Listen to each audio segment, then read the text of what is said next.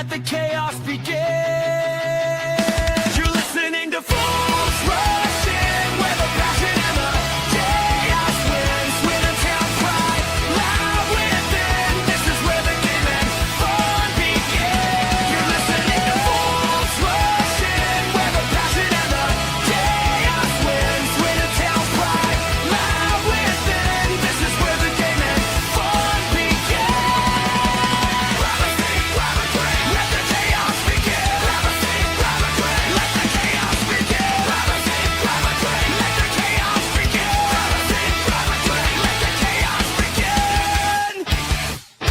You're listening to Fools Rush In, where the passion and the chaos wins. With a town pride now within, this is where the game and fun begin. You're listening to Fools Rush In, where the passion and the chaos wins. With a town pride now within, this is where the game and fun begin.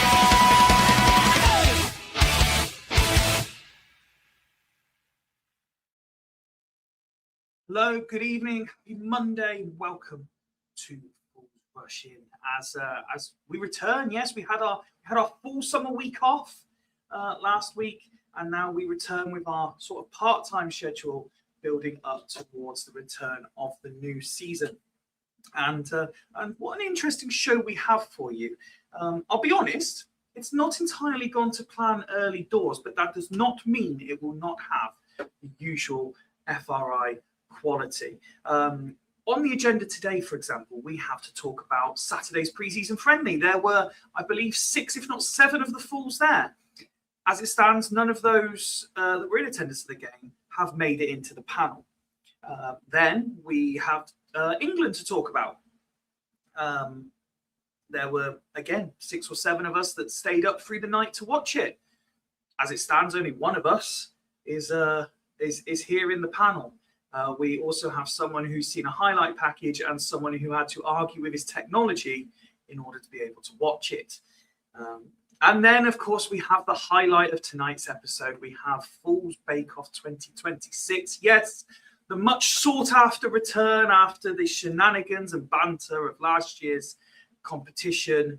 And this year, I plan to go bigger than last year. I plan to go better. We had new Fools ready to take part. We had returning Fools ready. We had special guests ready. And it's not entirely gone to plan. Some of the special guests haven't managed to do it. Most of last year's contingent haven't managed to do it. But nonetheless, there is levels to this game, and you are going to witness levels to this game tonight, because those who have done it have very much raised the stakes from last year, I would say, except for one of us whose lack of ability in the kitchen continues to astound. But that is for later. Let's get on with the here and now. And we start with an intro question as normal. And today's question is simply this. Could you, for the grand sum of 1 million Great British pounds, be taken away from friends, from family for 10 days? No human interaction, no social media, just you in a house, all the needed amenities, just you in a house on your own for 10 days, no human interaction at all, for the prize of £1 million. I know I certainly could. In fact, most of the time it feels like that anyway. I say that because I spend a lot of time here alone. However, I do spend a lot of time on social media, so that would be where it hurts. As always, live chat is available on Facebook, on YouTube, and on X. So whether it's the intro question, whether it's Swindon's Friendly, whether it's the England game, whether you want to tell us that you're on your 10th monster of the day because you still haven't gone to sleep, or you want to judge our baking credentials, please do get involved in the live chat, and we can get your comments up on the screen. I can see Mike is here nice and early. I've just switched over from the AFP watch along. They say hi, and Shah says she'll catch up with the Bakeoff episode later. Well, for when she does, firstly, thanks for letting them know, Mike. I imagine you've got enough devices that you can have the Spain-Portugal game on the telly, us on one device, and Shah and her motley crew on another. But for when she does, hello, Shah, and hello, AFP. I hope you enjoy what we serve up today. Pun intended. Right, let's see who we have got, and we have what is going to be potentially our only on the night, but we are hopeful there's one or two more also coming in yet. But he is going to be our independent adjudicator of the evening. It is the housewife's favourite. He is back, and he is armed with that cheeky grin of his that everybody loves so much. Evening, Nick. Yes, evening 5V. Yeah, I'll probably have to go and get a judge's hat on, I think. How are you, mate? All good? Yeah, very good. Yeah, it's all quite relaxed, so no dramas. So, yeah, all is good. You enjoying the off season, getting a bit of a break from doing some fools? You're getting the World Cup full of drama and intrigue. Some nice weather, of course. Yeah, I've now into the World Cup where it's started proper. I'm sure we're going to discuss some of the things in it, so I won't comment too much more than that. I wasn't that interested in the first sort of group games. I didn't watch a great deal of it, but there's been some cracking games. So yeah, it's getting into the World Cup feel, that's for sure. And obviously England winning, and then it's just full on. You're fully into it. Just can't wait for the next game. Hannah has got in nice and early in the chat, watching on X. Even Hannah says Nick was always my favourite. Oh, hi Hannah. Thank you.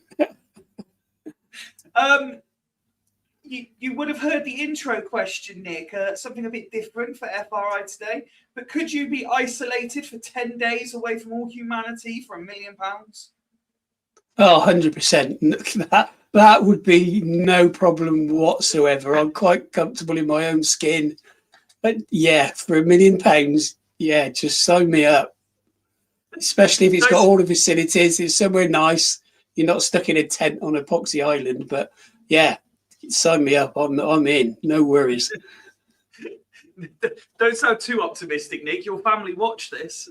Well, that's it. They'd understand. Yeah, but they'd be in the queue out at the end of it. Yeah, I didn't speak to you for 10 days. Yeah. Fantastic. Well, look, sit back and relax for a moment while we say hello Okay. to our fellow fool. He is competing in his first FRI Bakeoff this year. Some might say he's a bit of a cheat code, but I prefer to say, evening, Barry. Evening, you all right? Very well, thank you. How are we all doing? Yeah, not too bad, not too bad. Had a lovely night's sleep, so yes, it wasn't planned, but I should explain. I obviously referenced it in the intro with no context. So Barry, you fell asleep basically and slept through the game, and because of work and parenting commitments, you've so far managed a 10-minute highlight package of the game yesterday. And Nick, you're the one who had to fight the Sky Q box to even be able to watch the game when you got up this morning. So I was I planned it so well that I don't have to do it at stupid o'clock. Yeah, record it, wake up about 5:30, 6, which is what I normally wake up anyway. Switch it on the TV. Your Sky box will not connect. Oh, for Christ's sake! So, after a bit of jiggling and swearing and getting stressed, got it working. So all was well, and just the next 2 hours were just the best football game I've seen since. I can't even remember one better than that. It had everything, absolutely everything. Well, before we jump ahead, Barry, you too would have also heard the intro question. Could you isolate yourself away from all humanity for 10 days for £1 million? I'd do it for a tenner. Yeah, some peace and quiet would be lovely. I think that's probably about the most time I could do it for. But yeah, I could make the sacrifice for those days, that's for sure. Yeah, fantastic. Okay, let's get straight into it so that we can get to the highlight package of today. I should say, of course, that while we are live streaming, Portugal and Spain are playing in their what is an intriguing game. Second half's not long underway, with 4 minutes into it, but it is 0-0, so there's plenty still to happen. It's been an interesting week, or few days at least, Nick. We had our first pre-season friendly, a good win over Supermarine. Some of the guys that went said that it came across very much a training ground exercise. There were a few trialists on show. One or two of the new names were about. Drinan got a hat trick to start off pre-season. How much do you, not so much the results, but how much do you put on pre-season yourself? How important do you feel it is? I guess it's just getting minutes into legs, isn't it? Probably the latter games where it's near the start of the season are probably a bit more important, so you can determine what his likely team's going to be. But I watched. Obviously, I didn't see the game. I've seen the goals, and yeah, Drinan, don't score hat tricks like that because that'll hype the interest again from elsewhere. But and you know my views on it at the end of last season, and I wasn't happy that we still got Holloway, and I'm thinking it's going to be a rubbish season. I actually listened to one of the interviews he did. It's one where he had the Swindon Town, not the training top on, but not a football shirt, but top on if you haven't seen it. And I've got to say, he was very, very calm. What he was saying was what you'd expect someone to say, but it was very measured. And if it wasn't for what happened last season, I'd say I was impressed in giving me a lot of confidence. And he sort of indicated that he sort of said it in a roundabout way that I think that friendly with Supermarine was sort of a last minute thing because it wasn't on their schedule. But because it's Supermarine, and he says he wants to get more closer to the community, get players involved with the community, etc. But what disappointed me was it had the Adver reporter, can't remember his first name, Halls. Yeah, who does the reports on? So Joe does the advert. Yeah, sorry, the advert and the BBC. Andrew Halls. Yeah, they both were doing interviews with him, And he said about connecting with the fans. He said he liked the rowing of the fans, and he liked the one. He wasn't so sure about Wonderwall, but he liked all that. And what disappointed me is neither of them said, "How about getting the town end sorted out?" And actually getting the atmosphere back in the town end, because that would go a long way to help out. So I was sort of, disappointed they didn't grab that. But the stuff he said, I say, and the whole man's up. Let's see what happens. But I was quite impressed with how measured he was. So obviously we'll see what happens. So that at the moment is a positive for me, because up to now I haven't been looking forward to the new season. I couldn't see us doing anything. But yeah, time will tell, I guess. Barry, on the subject of the game Saturday, Nick's right. It's the first pre-season friendly. The results almost irrelevant. It's all about time and minutes in the legs, finding patterns of play, etc. But it is always nice, particularly for fans like us of teams lower down the EFL, to have mystery trialists turn up and everyone scouring the internet to work out who's who. There's been a couple of decent showings as well from what we can gather, from what some of the fools have said in the chat and what other fans have said online. So maybe just green shoots of optimism. There's got to be some optimism after how last year finished. Sorry, I'm watching another highlights thing, so I might actually know what's happened with England at the same time. Yeah, I mean, the trialists are all very well and good, but it doesn't mean a lot with no disrespect to Supermarine. And it probably meant even less after, is it Purnell, their goalkeeper? Yeah. Had his little incident. So for me, they're all good training exercises, and it's something a bit different rather than playing your teammates all week to see where you're at. But there's some of them that are still going to be looking for a move. They're going to be putting in more effort than they possibly might do normally. You've got like Drinnan banging in a quick hat trick. Doesn't bode well for someone to come and snap him up. So it's a good job they've got the trialists in. But they've got... If we've got no money, as everyone always says, fingers crossed they can pluck somebody out from the lower leagues again. Because it didn't really work last year with Tabor, did it? No, and he was how's the phrase go? Conspicuous by his absence. He wasn't one of those involved in the game on Saturday, and it has led to people questioning, where is he? Is he perhaps on trial at a club, ready for a move away? No, sorry, butting in there, Fife. Holloway talked about that. He said because of what happened last season, he didn't get any game time when he went out on loan. His sort of confidence levels have dropped, and he's off of it fitness-wise. He's not fit enough at the level that the other players are.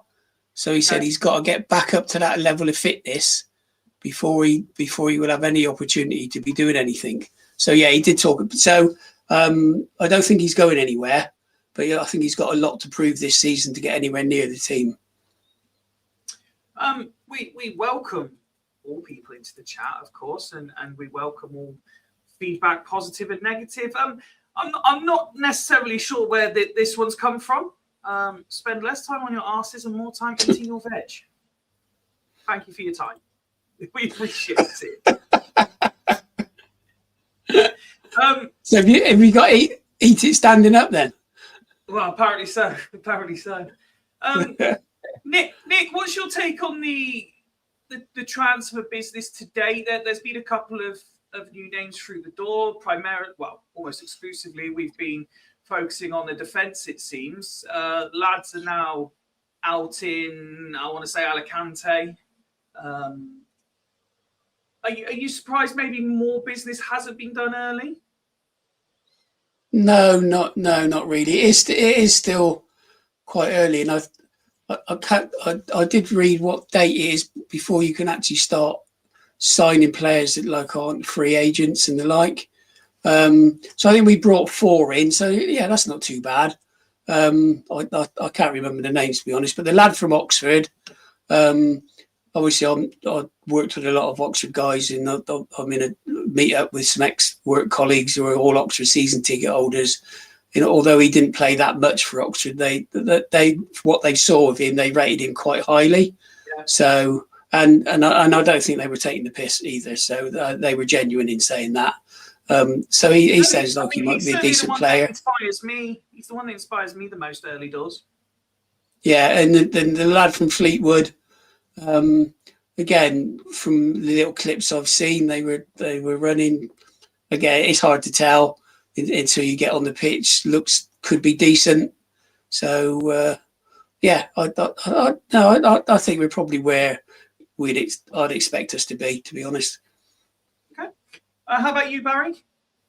Did you expect a little bit more of a recruitment drive by now? I think it's going to be a mad rush at the last minute. I think they're going to get... I was just having a quick look through the starting lineups from the weekend. There's a couple. I don't know if they're young'uns, like just looking at the second half. So Summers is the young goalkeeper. All of the subs were from the youth academy. Okay. I was going to say, because none of those names really ring a bell. So, yeah, I think it's going to be... They've got 4 trialists at the moment. I imagine they'll have, excuse me, a couple more with them over the next week. But you never know. If they've not got any press going out there, you don't know who they've got and taken away with them. Correct. So I know it's only one game over there, but still, it's that whole... The FC. Yeah, the grandest team out there. But yeah, I think it's going to be a last minute flurry of signings. I think we'll probably see at least 4 in before the end, before we start properly. Just sticking with you, Barry, contrary to what I was saying earlier, although the overall results, people don't necessarily matter. Well, we say they don't matter. If Swindon lose all their pre-season friendlies, fans will be up in arms about it. But generally speaking, you shouldn't worry about the results. But I saw like Connor Ripley tweeted post-match and he was pleased to get minutes. And, you know, even keeping a clean sheet against Supermarine, it builds good habits, I suppose. So things like that are important or not in pre-season, in your opinion? I suppose it's, as I think Woody made the biggest point over the last week or so, our pre-season friendlies is our group stage. If we can build the momentum through that and build confidence, they should hit the ground running and be able to push on at the start of the season. But it's a tricky one because they're probably going to get thumped by City. There's another behind closed doors one as well, isn't there? Is it Palace? Yeah, Palace. They'll get thumped by them as well. So as much as they bring them up with a... It's true.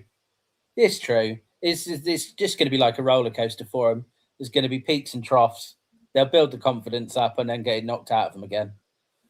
But yeah. Yeah. As long as they don't all get injured this week, yes, that would be nice. Because obviously, what did they go back in? Monday? Didn't train at all. Trained Tuesday. They probably had a day off in there somewhere and then played Saturday. So I was speaking with somebody and confidence wasn't exactly high of people not getting injured early doors. We're full of positivity on this show. I love it. Sorry, Nick, you wanted to jump in and say something? Yeah, and I can't remember which seasons it was, but I can remember one pre-season where we virtually lost every game. And then when the season started, we were rocking in winning games left, right, and centre. And then the opposite to that, where we've won virtually all the games in the friendlies and we start the season and we're rubbish. So you can't take a lot from pre-season. It does depend who you're playing. If it's all the local sides, you'd expect us to win those, even with putting some of the youth players in. But yeah, I didn't realise we were playing Palace. But if you got Bristol City and Palace, depends how they set up the game. You know, is it going to be all the nonsense we had with Bristol City last season with... I can't remember the nonsense it was going on with so many minutes here in... Yeah, 3 30-minute games where in one of the games their squad was playing in Swindon shirts. Yeah, so if they do that nonsense, again, if it's, you know, getting minutes in the legs and getting up to fitness, Holloway was also talking about this whistle test he's doing on the tour, or well, not a tour, well, they're away. And he says it's a 2 whistle blow. First blow is they have to sprint at full pace. Then he'll decide when he blows the second one for them to jog. No walking allowed. And he said, if there's players that aren't putting full effort in on the sprint, he'll just keep them running. So they're hopefully they're going to be fit. But the other interesting thing he said was that on the loans, he said the lad they've got from Hull City is a season-long loan, and that's been agreed. And he said he will only take players. No recall. The only recall will be if we send him back. And he said he's got that agreed, and that's the only loans he will do if we have players for a full season and we get the option to send them back. That they don't have the option to recall them. Okay, interesting. Very interesting. Okay, let's move on then to the events of how many hours ago was it now? 18 hours ago or whatever it was. Half of the nation opted to either power through or have naps or whatever it was, but there were many millions of people tuned in to find out that the England game had been delayed for an hour and would actually kick off at 2 a.m. But what has been described by many, both in and out the game, as one of, if not the best England games of a generation. England qualified for the next round, where they will face Norway on Saturday by beating Mexico in their own backyard, despite all the reasons everyone said it wouldn't happen and all the reasons that they found in the game to try and make it not happen. England did find a way. Yes, there was a red card, there were 2 penalties, there was the Great Wall of Dan Burn, and there were a few people just reminding a few doubters who the hell they are. Standout performances from the likes of Pickford and Gordon, just taking away the little bit of criticism. And if that wasn't enough, Harry Kane somehow lost his voice and gave one of the most comical post-match press conferences anyone's ever heard before. And I say this with respect. People know my thoughts, but I say this with respect. And one of the most unbelievable performances from someone who never actually played. Yes, poor Jordan Henderson got a yellow card despite not entering the field of play, and then appears to have broken his wrist celebrating by falling over an advertising board, and his tournament is over. I mean, Barry, they say it's never dull being an England fan in this day and age, but that was just something else, wasn't it, from start to finish? Well, you've just spoilt this highlight reel for me, because Henderson's got both arms working as far as I can see. Oh, yeah. Give it a couple more minutes. No, in all fairness, like I've just watched it back again, a different one. Pickford's on fire. Some of those saves were just ridiculous. Obviously, it's a very one-sided highlight reel on British television, but it didn't look too troubling after those first 2 goals. They were never coming back from that at all. Not a chance. So I wish I hadn't fallen asleep now and could have seen the whole thing. Slightly annoying. You're a lot more confident watching the highlights package than some of us were watching it live, because it seemed a never-ending stream of Mexican attacks. But we should, Nick, while talking England, we should start by saying that at the moment, Jude Bellingham is certainly standing up to be counted. He's been playing like a man possessed and almost feeling like without being, how do I phrase this? Without having sort of the Cristiano Ronaldo element of it, he seems to be trying to single-handedly drag England all the way in this tournament. Yeah, I mean that performance was just phenomenal, and I guess it shows you shouldn't listen to all the nonsense that's talked about. Should he even be in the team? Thomas Tuchel knows what he can do. He knew that he was always going to be in the side. Yeah, he's got that much about him. I mean, he's got all the skill in the world. And I read a quote by the Mexican manager saying they'd obviously planned for what they did with Bellingham.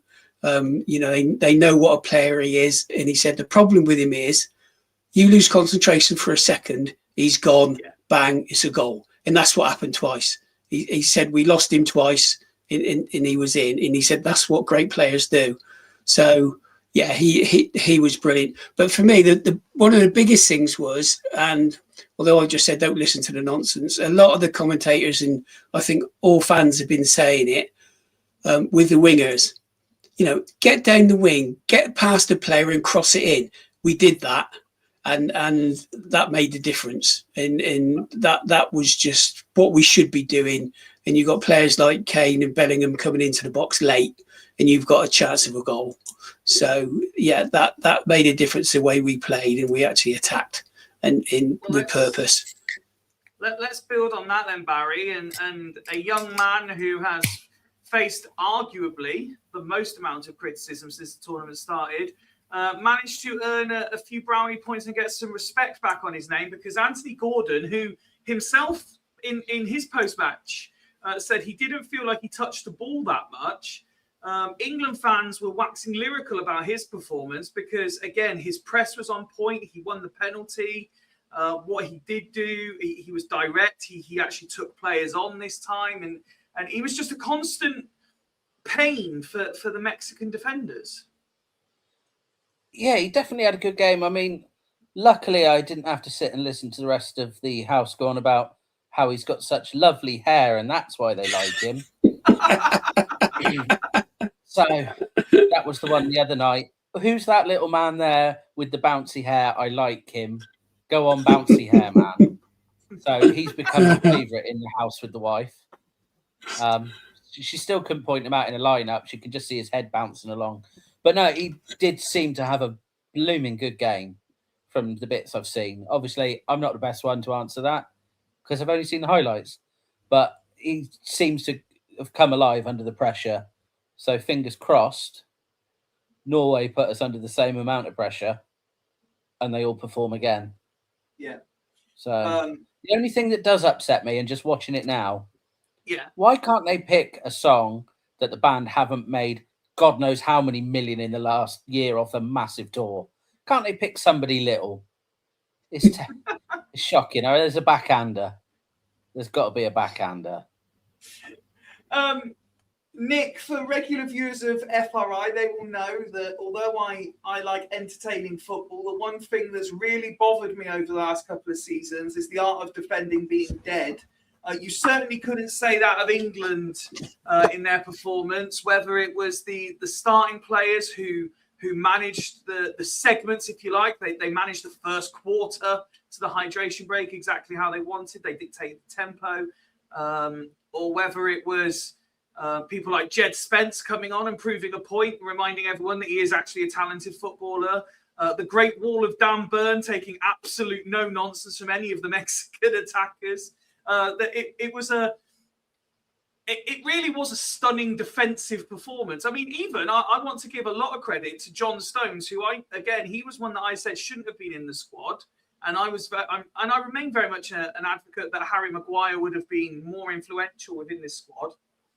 But John Stones, when he came on, just seemed to calm everyone and everything down. Yeah, experience.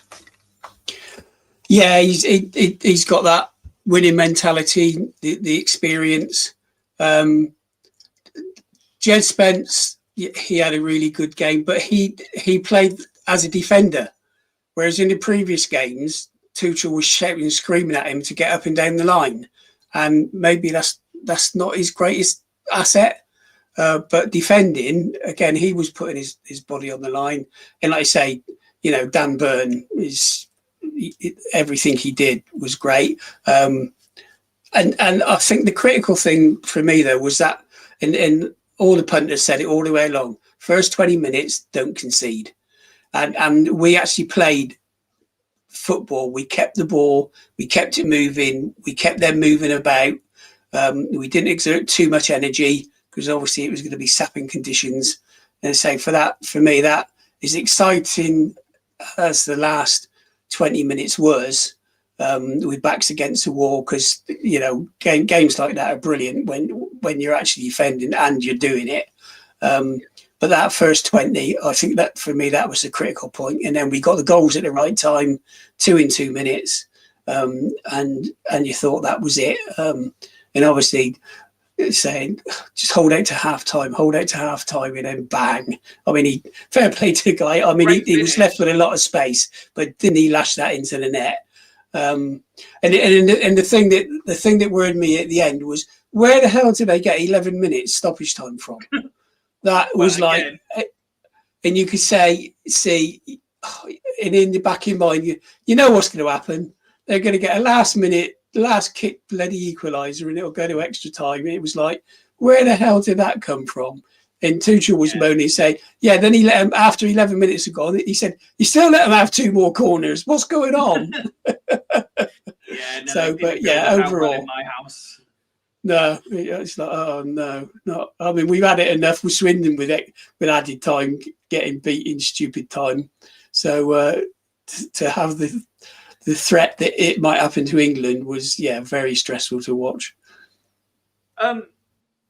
Barry, in amongst the various highlights packages you have watched, I presume you've come across the Harry Kane post-match?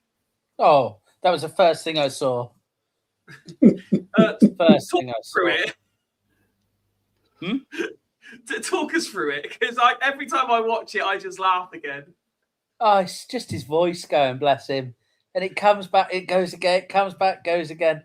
The best one I've seen is somebody's voiced it over, not like a Sesame Street character. Nice.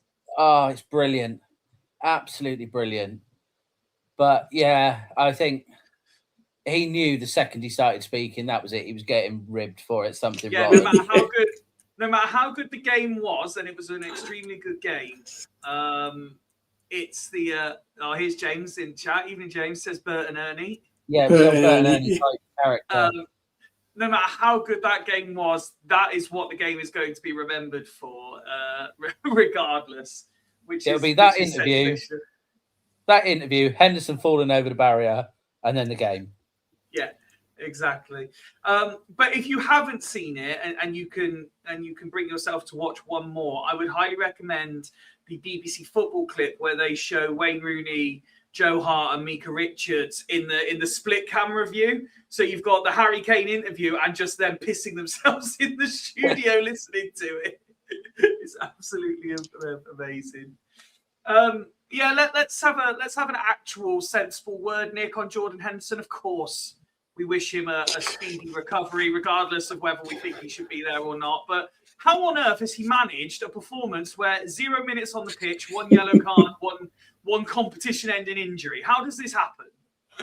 Well, he was obviously got so involved in the game that he was down the touchline. I didn't actually see what he did, but I don't know whether he stopped and taken a throw in or something like that, because it was on the touchline. But I think what happened with him getting injured, and I'd have to watch it again. I think it was Dan Burn stepped over the hoardings. Now, obviously, he's 6'7", and it wasn't a problem. Henderson followed him, couldn't get his, to coin a phrase, couldn't get his leg over properly, and went down, and obviously fell on his. I think the last I read is he's actually got a broken arm. I think it's even worse than was initially. They said it was his wrist, because obviously he fell on it. But yeah, so I think that's probably what did him. Big Dan Burn stepping over it. Oh, that's all right. But I mean, it is a downer, because for all the criticism he gets, and whether he should or shouldn't be in the squad, again, you've got to say Tuchel knows what he's doing. And I know the likes of Roy Keane will say, well, was he good for the squad? What can he play cards then? Is he a magician or whatever? But obviously he is an important member of that squad. So I think players will feel for him, and hopefully once he gets his plaster cast on or whatever, he'll be back with the team. and they can start taking the piss out of him because that's what they'll do. I mean, him and Harry are going to get ribbed so much over the next few days. It'll be. I mean, you want a camera inside the team hotel, don't you? I mean, it'll be brilliant. Well, it was a weird scenario because for those who were kind of watching it unfold, the post matches were happening, and I think it was Harry Kane got asked what's happened to Jordan Henderson, and he's like, "We're not entirely sure, but I'm sure he'll be fine." Then a clip came of him being stretchered off with oxygen, and we're like, "Well, hang on." And then Jude Bellingham got asked, and he's like, "We're not sure the situation, but the doctors have got him. We're confident everything will be fine."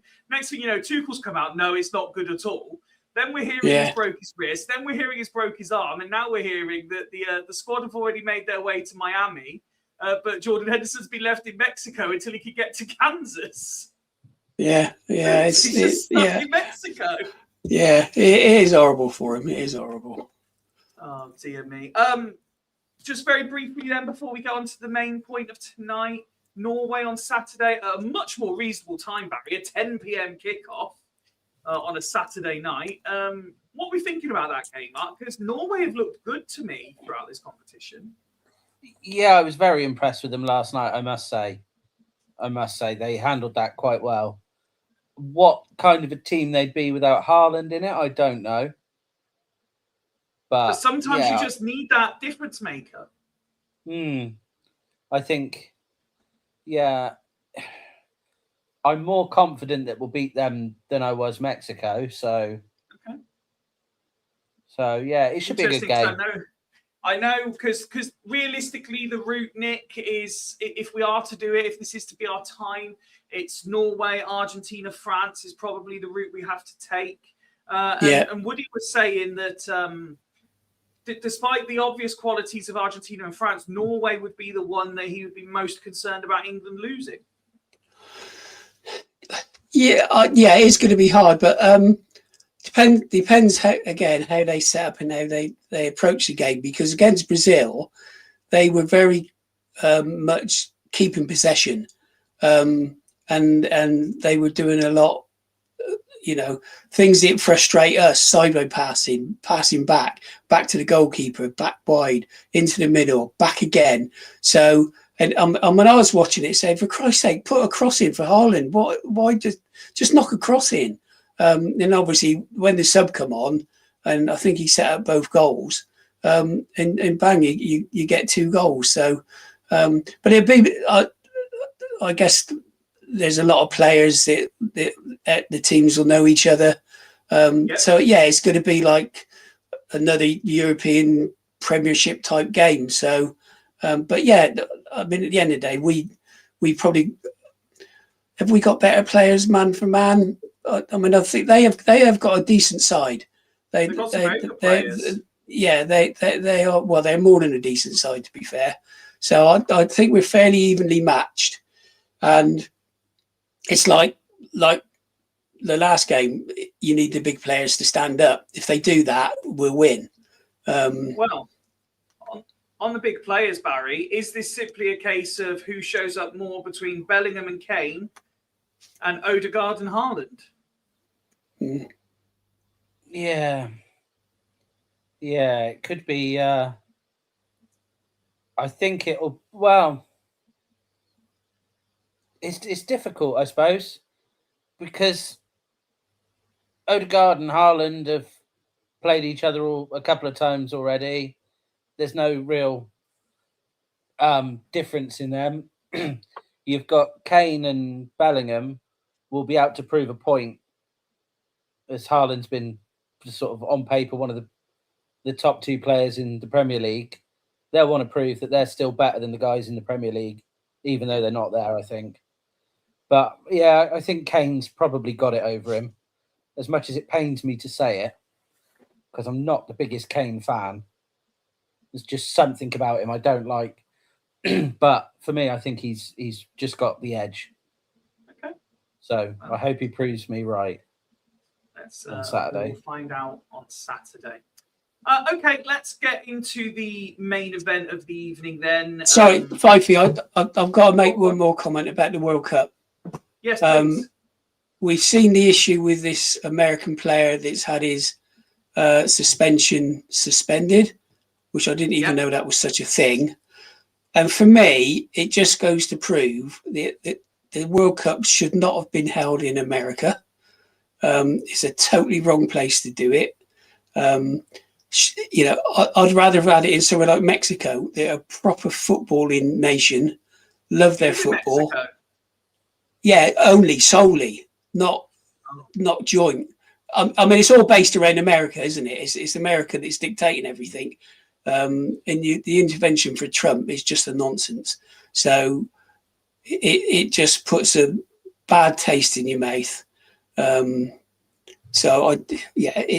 should never have been given to the Yanks. Give it to a footballing nation. Simple. Strong words from Nick there. Okay, so main event time then, just to explain how this works, if you missed last year's, we invite fools, and in this case, we invited some non-fools, some dear friends of fools, to participate in our own version of Bakeoff, where the only rule was you could make whatever you wanted. The idea was to have some sort of football type theme to the item. It could be sweet, it could be savoury, etc. Now we've got a very mixed bag here, Nick, and let me explain why. So there are 4 competitors this year. Okay. Okay. One of them has submitted 1 video. One of them has submitted 9 videos. One of them has submitted 18 videos. Perfectionist. And one of them has submitted 23 videos. Plenty of editing then. So what I've tried to do is with the exception of the person who only submitted 1, because once you've seen their entry, you've seen their entry. I've tried to make it that you get to see kind of everyone progress along the way. Okay. To give you an idea, Barry submitted 9 videos, which was more than acceptable. I've submitted the 23. So you're going to see a lot more of my videos than you are of Barry's. But what we're going to do, the same as we did last year, is throughout. So I've split it up so you can see the different videos. We'll have a bit of a chat, see how people are getting on, and then at the end I'll ask you your opinion, who you felt won the evening. But that will not be the sole vote. I will then also be. I've already done Barry's. I will then be merging all the videos into one per person, and we will be putting them out on YouTube individually so that people can vote for their favourites across the week. And then next Monday, we can declare the final winner of Bakeoff 2026. Mike says, just to check, Barry's family don't own a bakery, do they? I love it. We used to. And James asks, is Barry Gordon Ramsay's love child? Well, when you hear the language he uses in these videos. No, but I did spend my 18th birthday with Gordon Ramsay. There you go. There you go. So I think the right place to start, Nick, is with a couple of intros, shall we? I think it's only right, as I've done the most amount of videos, that we start with my intro to what I plan to do.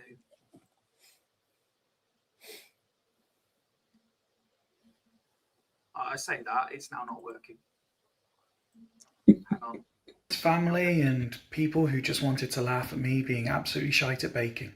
Yes, it is Fools Do Bake-Off 2026, and after my calamity last year, I am back for revenge. I am ready to shock the world with not 1 but 2 different bakes. I am going to attempt to make a main and a dessert of sorts. And what could possibly go wrong, especially as this year I'm doing it on my own without my creative director and producer, making sure the content is at least funny, if not good. But there we go. I will do my best. See you on the other side. So yes, Aidan is away on holiday during the filming of this. So not only am I, and you'll see the difference here, Nick, and I want it noted, okay? Not only am I making everything myself, but I'm doing all the recording myself as well at the same time. Multitasking. Indeed. Now, as I said, we reached out to some of our friends, and of those that said yes, one came in clutch, and an absolute legend, a real stalwart of independent football podcasting, and dear friend of the show. Hannah has got involved and done Bakeoff. So the plan was her and Liam were going to do it. I haven't heard from Liam since he talked. He talked up such a good game and then disappeared. I'll be honest, he's disappeared. I've not heard from him in time. I think he's basically heard how good hers is and bottled it, is what I'm going to assume.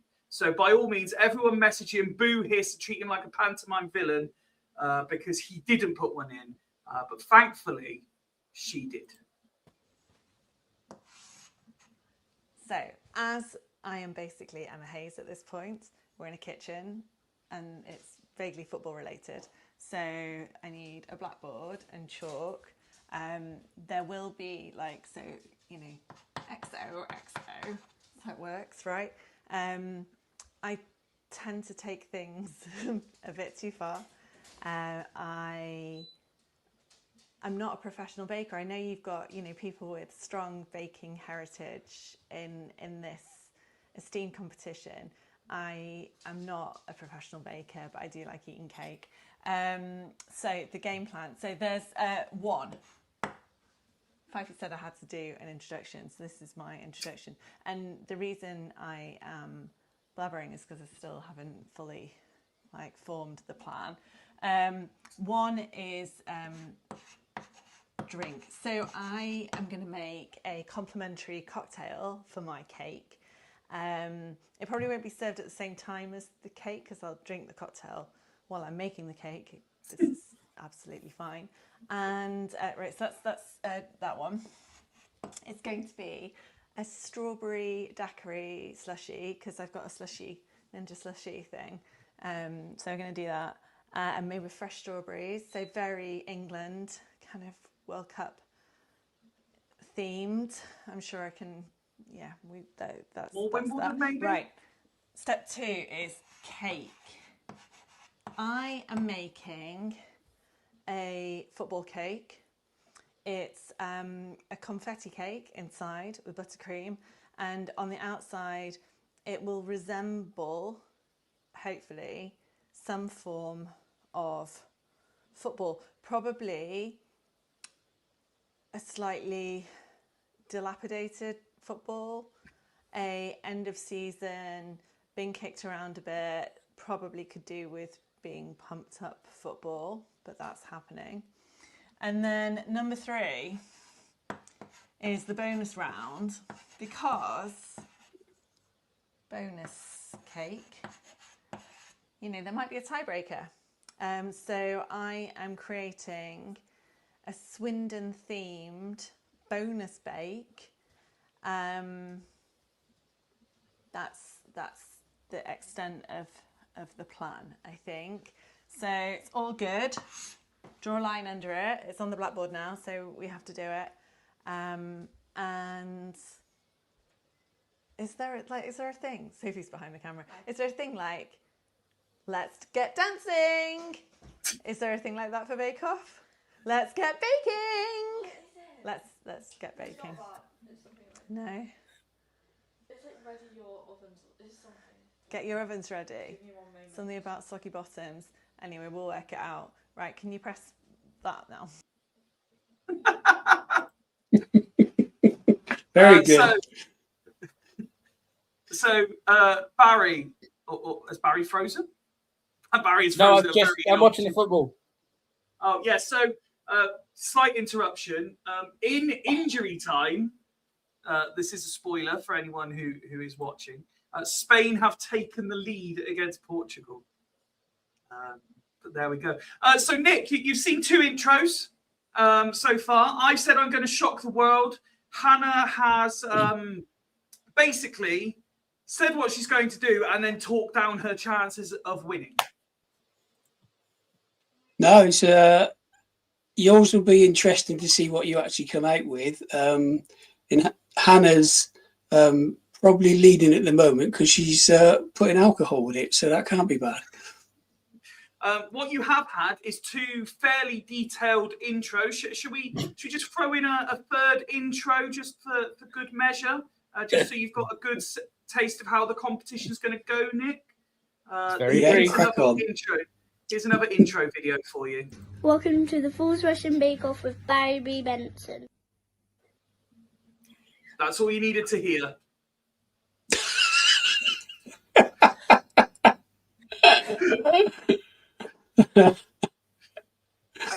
It's just simple. It's direct, isn't it, Barry? That's all you need. Yep.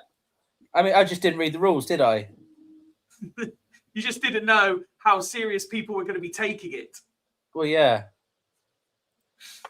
What have you made of your competition just from the intros, Barry? Oh, from the intros, I'm absolutely cooked.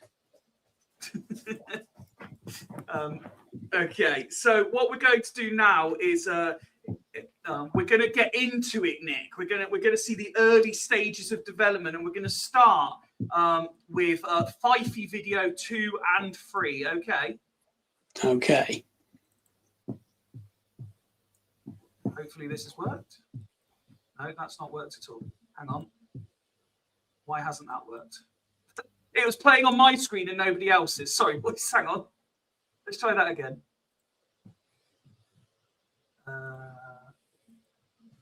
Live production and all that. Here we go. So my first step is to put the flour, yeast and salt into a bowl. See, I have done here. So far, can't possibly have messed that up. Now I need to mix it, slowly adding the milk I have prepared here. Surely I can't mess this up. So some early confidence, Nick. Following one instruction, I can't possibly have messed it up. Let's see in video 3 if I maintain that same level of confidence, shall we? While I'm mixing, it says to slowly and gradually add water to make a nice doughy mixture. So I'm not sure how I'm going to do this because I've only got 2 hands. But here's my mix so far. Like, only just started, added the other things in, and I've prepared some water that I will slowly add in. You will see the other side of this. So far, so good. I think it's fair to say, Nick. I think everything has been correct. I think it's fair to say. I like the detail that you've prepared some water.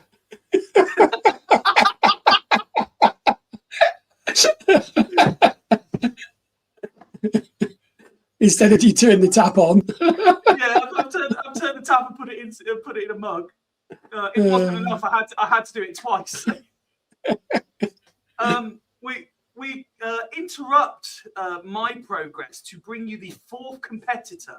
We're going to throw their video in nice and early, and Mark went with a slightly different take on things, because what he did was he sent me lots and lots of really nice photos. So I've had to put them into a video for you. So here's Mark's entry.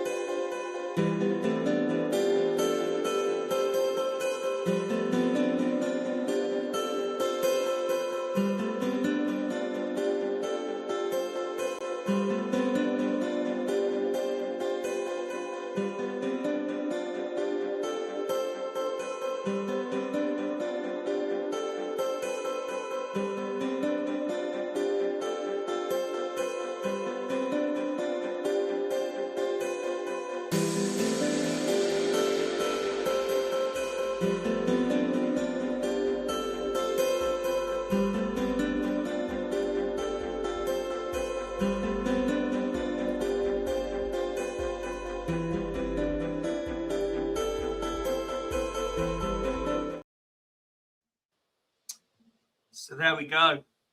So there's your first start to finish piece, Nick. What did you make of Mark's scones there, or scone for those of you who are a bit more posh? Scones. What was interesting is all the ingredients are very nicely laid out, all in their containers in I know the exactly right what you're about to quantities. say. Okay, and then it goes through the stages. Not once did we see Mark anywhere near any of those ingredients. The only time we actually saw him was eating the result. Now, the question is, shenanigans. come on, we know Mark. Who did the actual mixing and baking? That's the question. Wow. Well, I Wow. will put that question. In fact, let's live do it. Let's put that question to him now. Hang on. Where's Mark?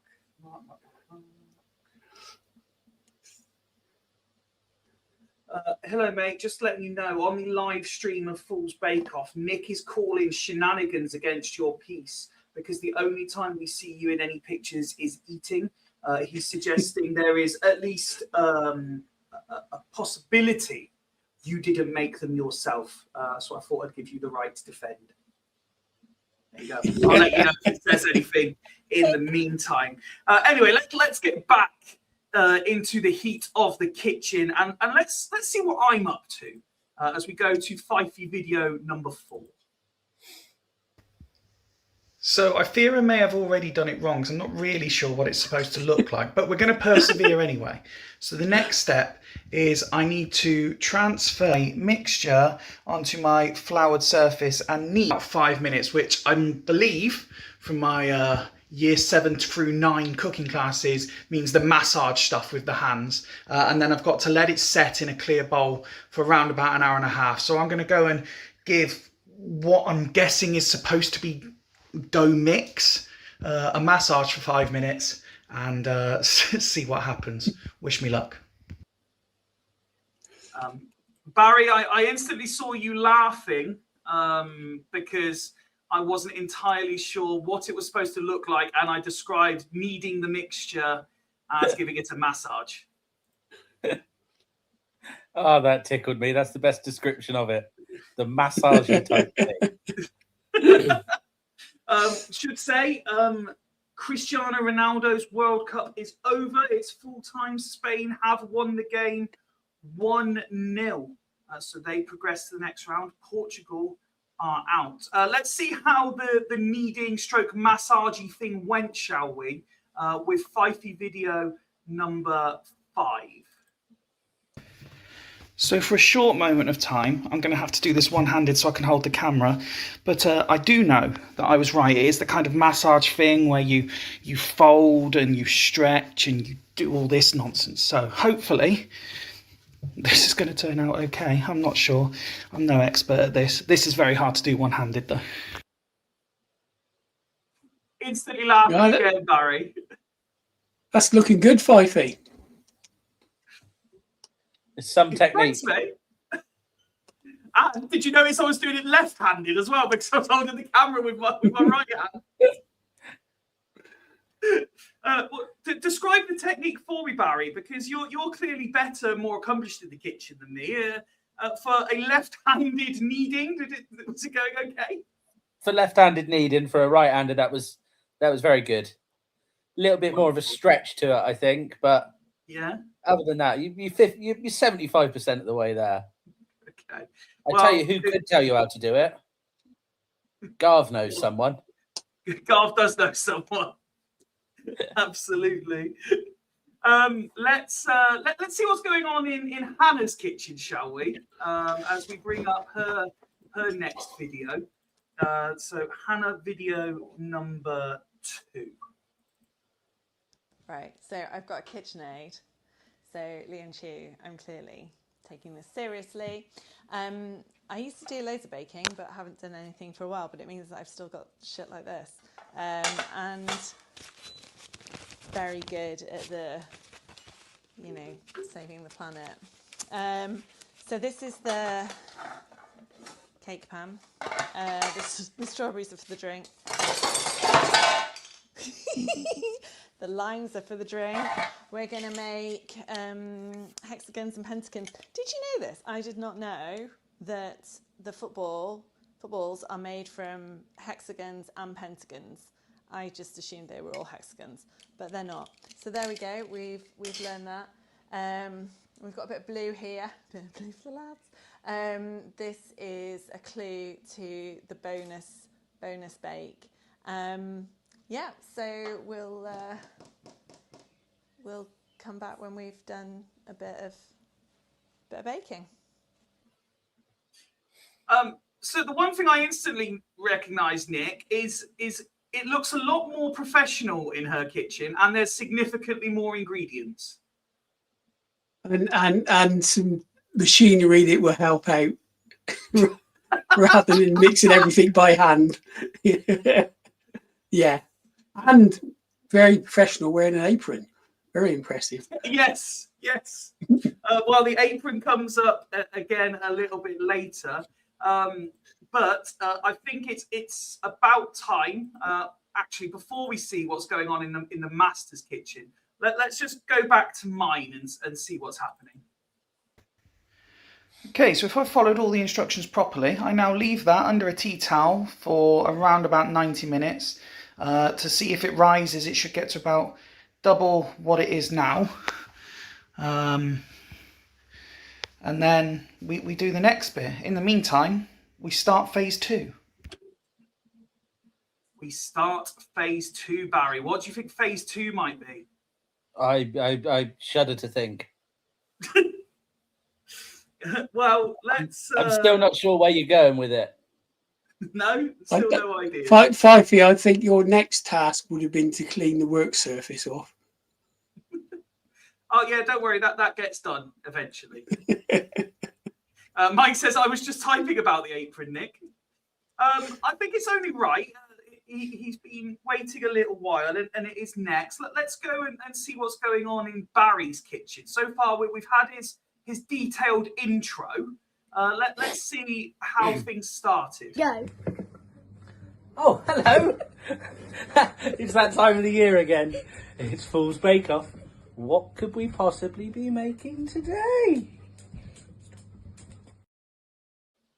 Oh, you're a man of mystery, Barry.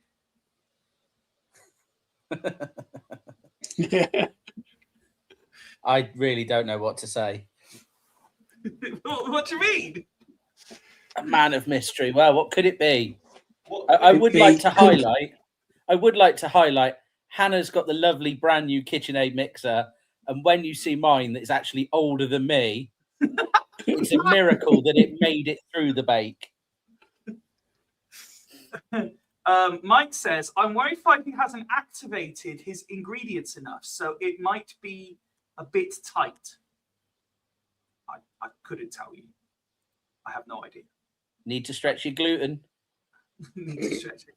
Yes, because I have to confess, I don't want to lose any possible points here, but I certainly wasn't appealing to like people who couldn't have gluten. I was having all the proper ingredients for stuff in my bake. So we've seen what I'm up to, and we've seen what Barry's up to. Should we go back and see what Hannah's up to? Because believe me, this begins to get very, very entertaining very, very quickly. Right, so first we're going to make the daiquiri. So the daiquiri is going to... So normally I do them in the... I've got a fancy cocktail maker, which is like an espresso thing. So we're just going to chop up the strawberries, and then we're going to turn them into puree. And you... Oh, shit, that was the wrong way around. There's dog food in there as well, so it's not coming out again. We are going to chop them up even smaller than this, put them in the blender, make it into a puree, mix it with some sugar and 60 millilitres of lime juice, and then some white rum. Although the rum is half white rum and half golden rum. So yeah, we're improvising. Also, I hope you appreciate that I've had a bespoke apron made for all the football girlies, because this is going to be my attitude to League One football this season. It's all just about having fun. And yeah, that's the cocktail making. Back scene for cake making. So we have a cocktail being made, we have bespoke aprons being produced, and we have strawberries being thrown in the bin accidentally. How do you feel she's getting on, Nick? Yeah, I think talking and slicing fruit with a sharp knife and not cutting your fingers is a bonus. And only one mistake with throwing the strawberry in. So yeah, not too bad at all. I should point out, I've just received a notification on our streaming that anyone watching on Facebook is struggling with intermittent signal loss. If you do know anyone who might be watching this on Facebook, please direct them to YouTube or X, where the stream quality is fine. But Facebook and StreamYard are not being friends again for tonight, and I don't really know why. Anyway. Let's get back to the baking and let's go to the kitchen that everyone wants to know what's going on. Let's head back to mine and see what is happening part 2. So in case that goes horribly wrong, I have my backup option, or if it goes right, I have my dessert. Something quick, simple, I know what to do, can't possibly go wrong. So I've already got some water boiling there. I've got a little bowl here. I've got some white chocolate here, which I'm just going to throw in. I don't use baking chocolate, I use proper chocolate because it's just nicer. And if I lose this, I'm not going to lose it on chocolate content, so I'll just have that one for me. It's the right thing to do, isn't it, Barry? That you test the ingredients as you go? Oh, you've got to. Yeah, you've got to try a little bit. Never trust a skinny chef. Well, quite. So yes, I've left the dough to one side, Nick, and I've moved on to what clearly for everyone watching is me about to melt some white chocolate. Yeah, looks the right process. Let's see how it went. Oh yes, this is very much my kind of baking. That's all you needed to. Barry, your face is one of concern. What's happened? A plastic bowl over a pan of boiling water is probably not the best idea. It's always the way. It's always the way. Have you not heard of Pyrex, dear boy? I don't own any. Ah. If anyone wants to help me invest in proper equipment for Fools Do Bakeoff 2027, Mark has replied. And he said, if Nick would like to visit his Instagram page, Mark Makes Cakes, he's more than welcome to. Yeah, he's just set that up. He's got 68 posts. Oh man, I love that we got a little internal war about to start between Nick and Mark's class. Well, come on, none of the fools trust each other. Mike says, didn't Rich use white chocolate last year? And crushed digestive biscuits. Yeah, you might remember him crushing the biscuits. It was trending worldwide for about a month because no one could understand how or why he was doing it.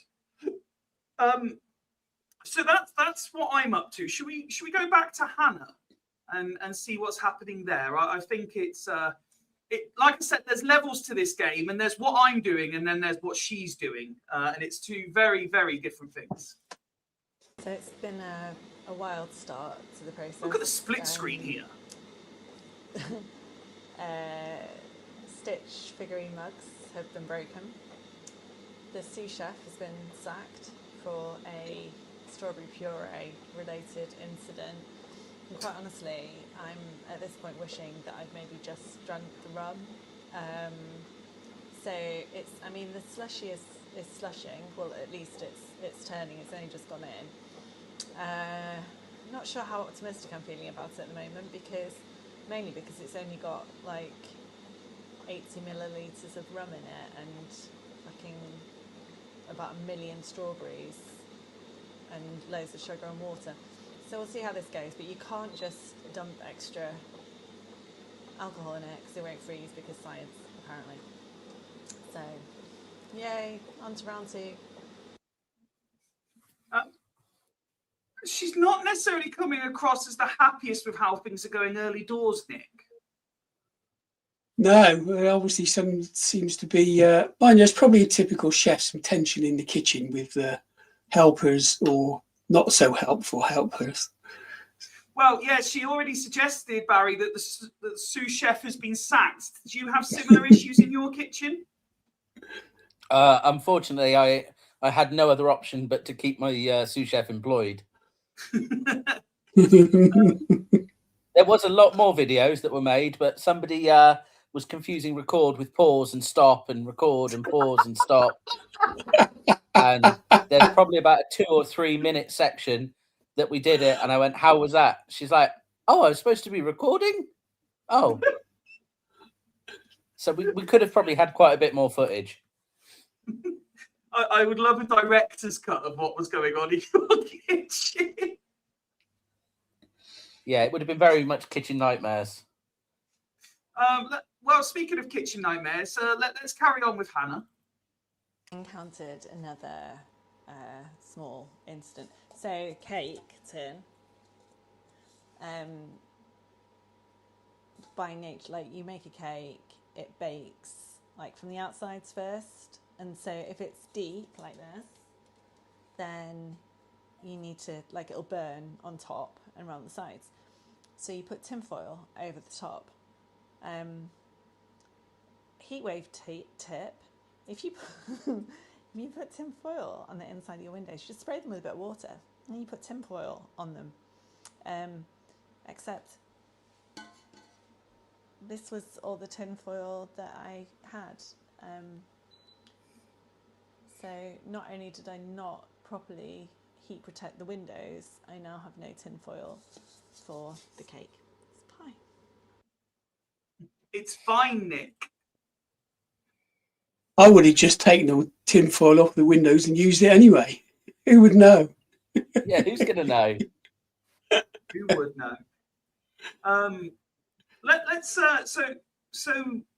Hannah seems to be having some logistical issues at the moment. I seem to be having talent issues. Let's see if Barry's having any issues. We've got sugar, jam, flour, icing sugar, eggs and vanilla flavouring, and a mixer. No, all going according to plan, Barry. Yeah. So. It is at this point. At this point, it's all going fine. So Nick, we are almost halfway through the videos, and so far, let's just see where we've got to.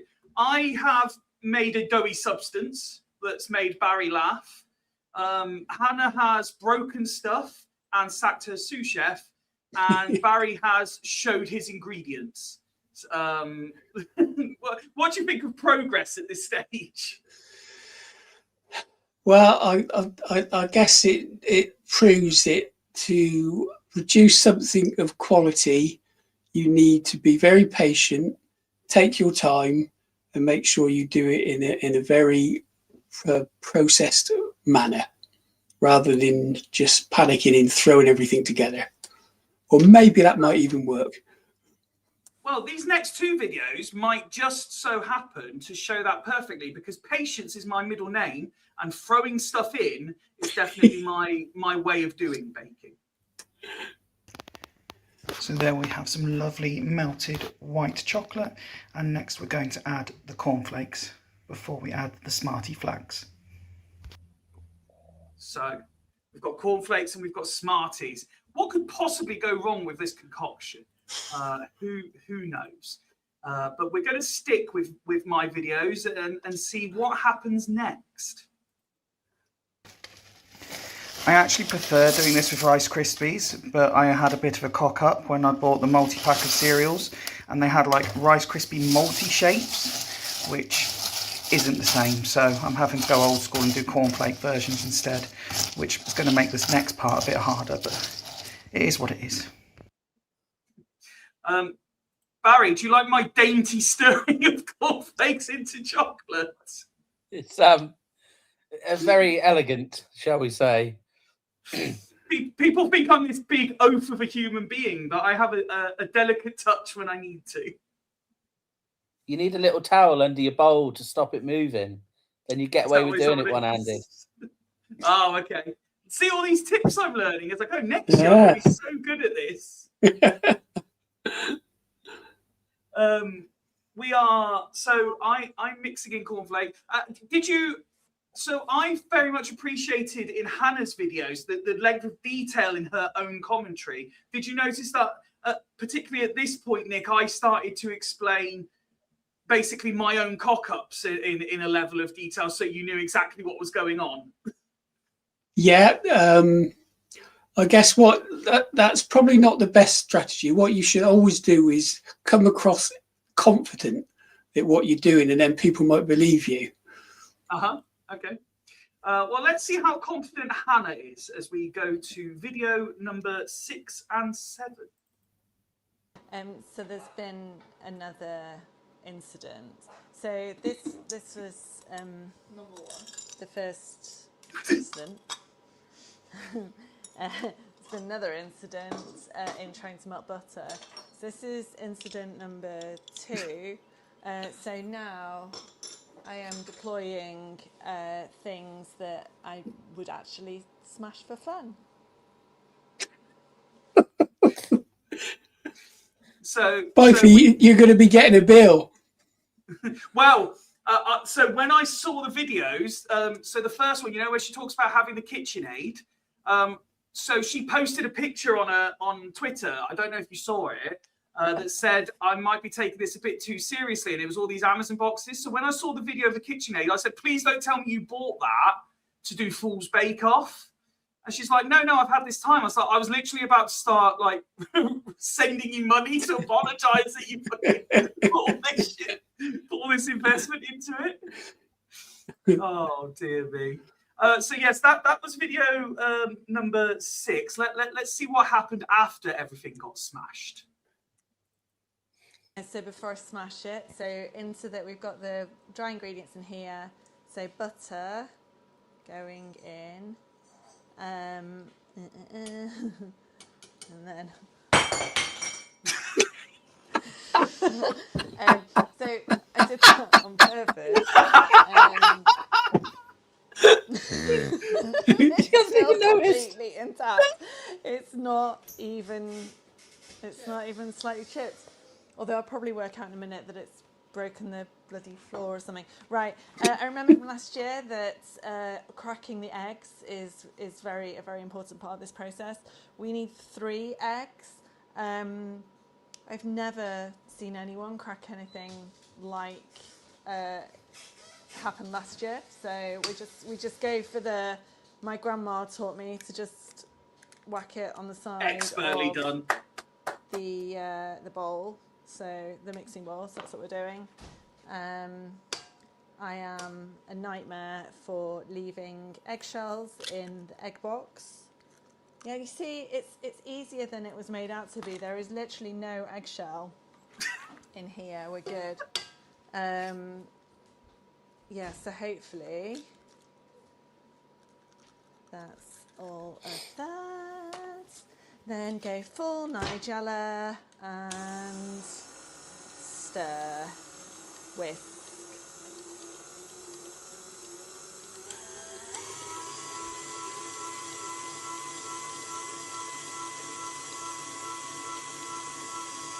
Turn it off.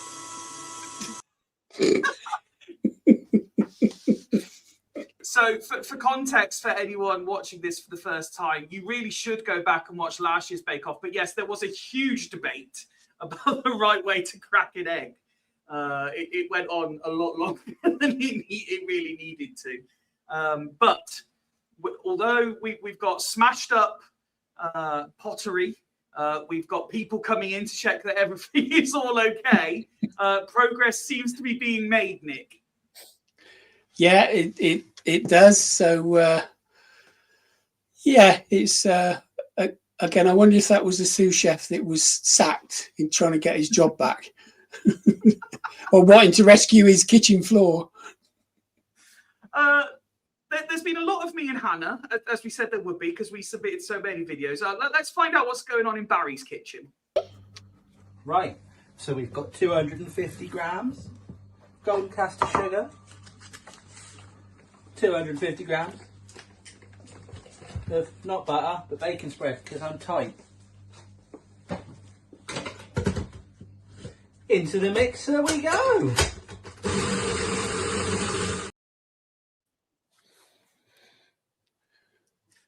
What I did notice, Barry. Yeah, I was going to say very professional. Telling us the actual amount of ingredients going in. So, which is, if you want to follow it, that's what you need to know. It's the way to go. And but do the rest as far as properly. I can tell, no smashed crockery. No, we didn't break anything, I don't think. In fact, what's very good for you, Nick, as a judge, is we all seem to be making, although not necessarily the same thing, there's a lot of similar ingredients and process going in. So you can compare how we're all doing. Yeah, so that'll be interesting to see the outcomes.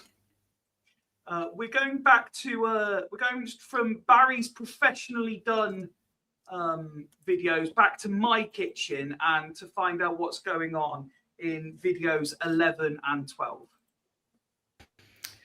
So that thing that I knew what I was doing couldn't possibly go wrong has gone wrong. The little snack size boxes weren't enough, and now I do a large chocolate to crispy ratio, but my chocolate to cornflake ratio is outrageous, so I don't think these are going to go very well either. So my backup option is suddenly going wrong, Nick. Are you noticing the confidence dwindle from my eyes? It is. Was I able to save it? Let's find out in video number 12. WTF, I've just opened 4 packets of Smarties and I'm not seeing a lot of red Smarties. I wasn't happy about the lack of red Smarties, Nick. Well, everything's got to be fairly even. I'm sure there's an even number of every colour in there because that's what we have to do nowadays. Mike says Barry has clearly actually used that mixer before. Is this true, Barry? Has the mixer? Myself, possibly once in the last 35 years. Wow. I would have been very small when I used that before. Speaking of mixers, let's go back to Hannah's kitchen and find out what's going on there. Okay, so now we're going to put this into this. Not sure. Very technical. This into this.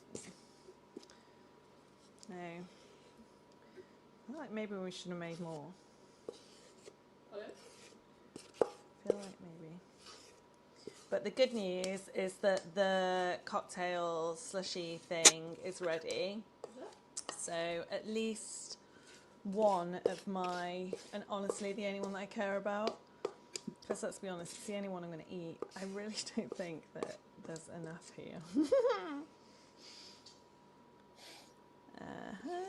It's fine, it's fine. We should just make some more. I think we need to bake some more.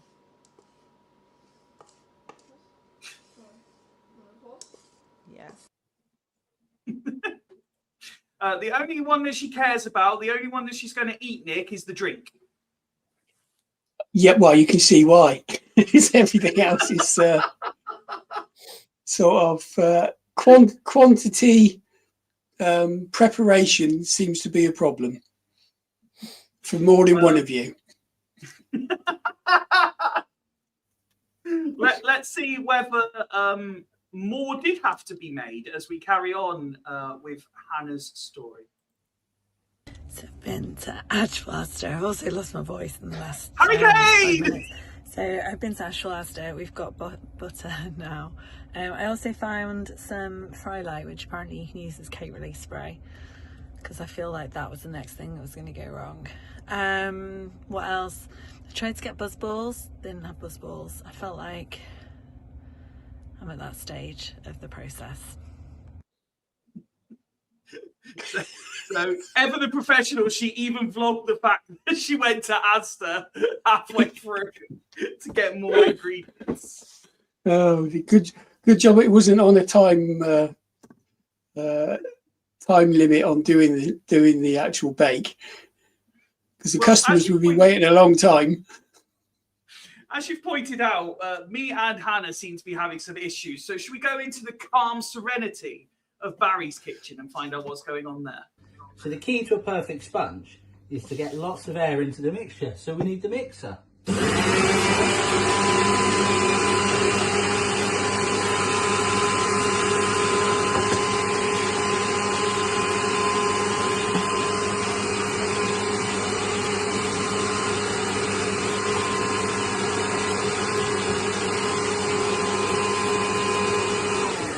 we're almost there with the mixer. Shouldn't be too long now. So now we've got the mix going, Annabelle. Come and see the mix. Oh yeah, now we're ready for a bit of vanilla. Rich's favourite, everything vanilla.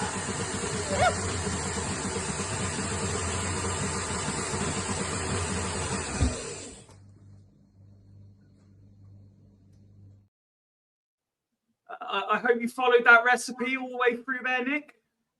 Yeah, fully understood it. Can I just say, The mixer's I know going. Hannah's had to go to the shops, but part way through, I started baking, and the good lady wife decided she was going to start making the kids' tea. So I had to stop halfway through as we had a full cooking session on the other side of the kitchen, and then had to come back to the cake after we'd had tea. Absolutely. Trying to sabotage you. I know. Shocking. Sabotage. Friendly fire. Yeah. So I know you're concerned for my mental well-being at this point in proceedings, Nick. So should we go back and just check I'm okay? So I've ended up doing England, a reverse Scotland, and Brazil. Now we just need to see if they set okay. Do you like my reverse Scotland? Very good.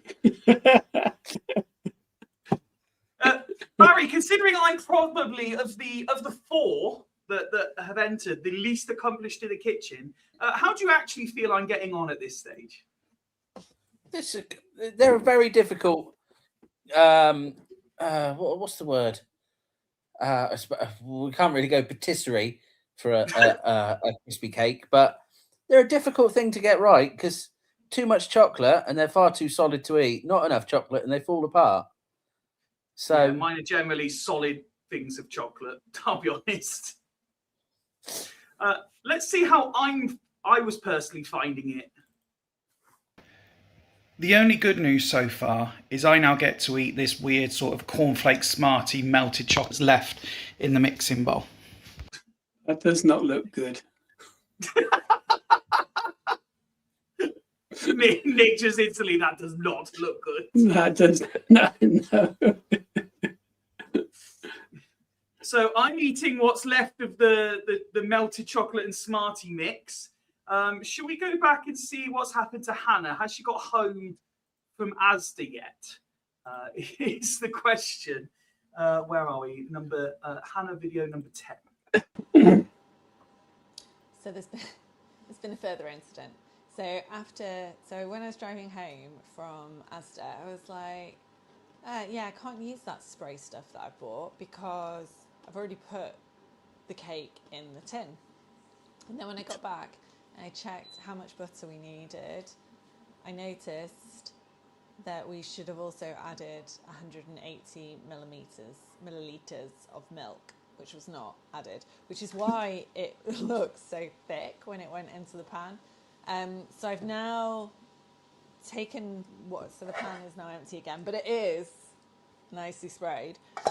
And we're gonna redo this and see if actually we do need to make another. And I've also got really blue fingers. also, so we may not need to do another thing of cake, because it might now be the half to the 2/3 of the cake tin that we were looking for. I would say that it does look a better consistency now. It was very, very thick before. So let's see.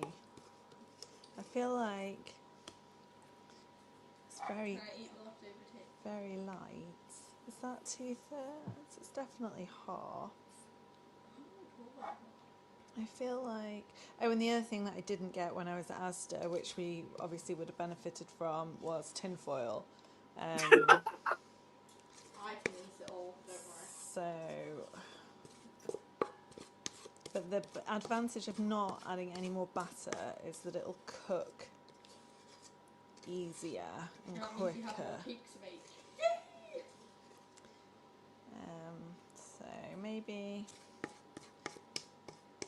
we can do it at this.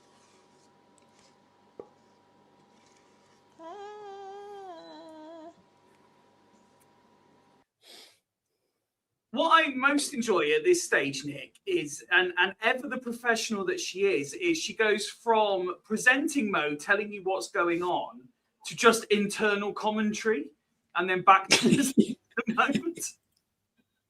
Yeah, it's a very good watch. I mean, I'm heavily invested. I think we carry on and watch the next instalment of what's going on in Hannah's kitchen.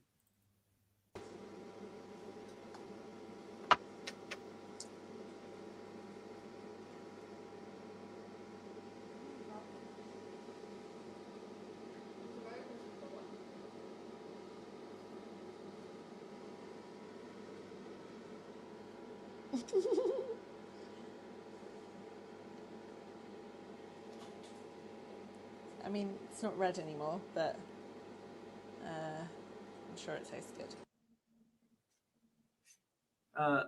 What do you think, Barry? I think she's just getting pissed now.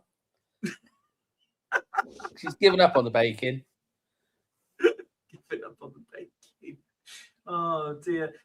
Not the usual consistency I would expect of a slushy, Nick, but I'm sure with the amount of alcohol in there, it tastes beautiful.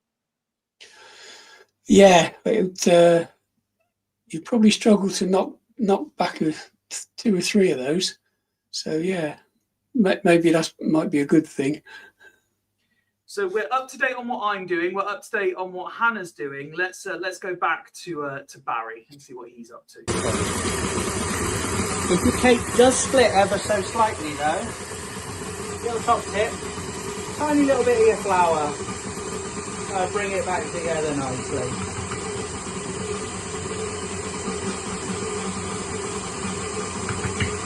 There we are. Started.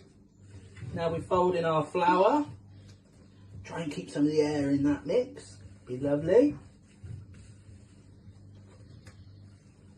And try and stop it splitting completely. But it's okay, it's only the kids eating it.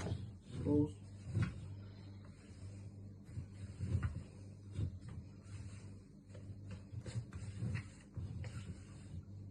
Have you paused it? That's the last of our flour gone in. Should I pause? We're almost ready for the oven. Now, what I most enjoy about this stage of things, Nick, is you've got Barry clearly twice now, frustratingly trying to direct the whole episode from the other side of the kitchen. And then you've just got little kind of, should I pause it? ASMR voices going down instead. Well, we did start off with me kicking the cupboard once to start, twice to stop. Yeah, we noticed that. And that failed miserably. I've missed a video out as well because there's another funny bit that was in there, but hey ho, never mind. We've got enough gold as it is. But yeah, it was getting quite frustrating by that point. I must admit, I just wanted to get the thing in the bloody oven and get it done. But we Oh, kept dear. going. Well, Persevered. speaking of frustrations, should we head back to my kitchen and find out what's going on after I've eaten what was left in the mixing bowl? I want number 15. So it's been slightly over 2 hours. I suppose it's the moment of truth. I know what I need to do now is put whatever this looks like onto the slightly floured surface. So I've got the flour still here. Roll it into one big pizza shape and put my toppings on. So the next thing you'll see is what it looks like after 2 hours. I'm going to presume this isn't right, but it was all stuck to the bowl. But it's got massive. We'll see what happens.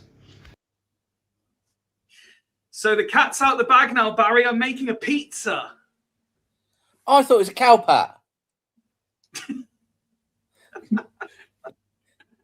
Could have been a turban. A turban. So now you know what I'm making. How do you feel progress is going, Barry? Well, you're getting there. I mean, I don't think Domino's is shitting themselves just yet, but it might take a little while for you to get the delivery time sorted. But yeah, you're getting there. So I've realised what the next video is. And it means that I've also missed a video of my own, but I don't think I've not sent it in. I just don't think I recorded this bit. So let me explain before the next video where we are. So I found a basic pizza base recipe, got this far into it before realizing it's to make like 6 small pizza ball things. So what I've then ended up doing is I've rolled out all of it, and it's taken up like the entire sideboard. So I've then cut out just the bit I need that fits on my pizza tray thing, and then the rest of it just got thrown away. So now that you know that, it makes a bit more sense. I'm really going to start alienating people here and not getting any votes. I'm sure you'll agree as we go to my next video.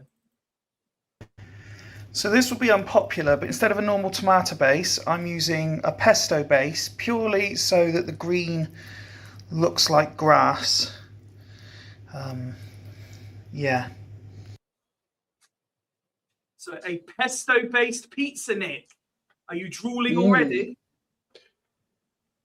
I have to think about that. Once again, But Barry, it's a good use of improvising to get the right colour on there. thank you very much. Thank you. Barry, are you once again in awe of my dainty little sort of spreading of the pesto? I mean, if Fanny Craddock was still going, I think you'd be a suitable helper for her. It does seem like a lot of pesto, though. Well, if it helps, so I bought one of the jars that were like sort of yay big, like not a big one, just a yay big jar, and I just used all of it.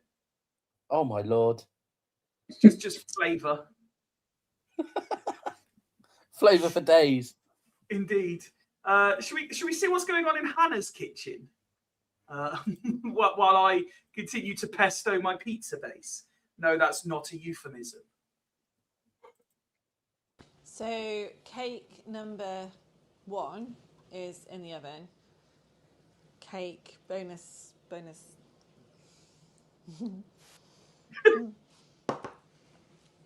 So we're going for blue icing. It's kind of feels like it might be Elmo blue actually, as opposed. You mean Cookie Monster? Elmo's red. Oh, okay, Cookie Monster blue. But it's supposed to be English road sign blue, and there are 5 of them because there are 5 mini roundabouts that make it the magic roundabout. when I told someone I was doing some magic roundabout cupcakes, they were like, "Oh, I love Dougal." I was like, no, they're just blue cupcakes. So, and then we're going to put some little arrows on them to show the direction of travel around said roundabout. I feel like they don't look very roundabouty, but they can go like, if you imagine the county ground and imagine the football cake as the centerpiece, and then these are like the mini roundabouts around it. I think I've got some icing left. Can do some Stockport County cupcakes, which will look exactly the same.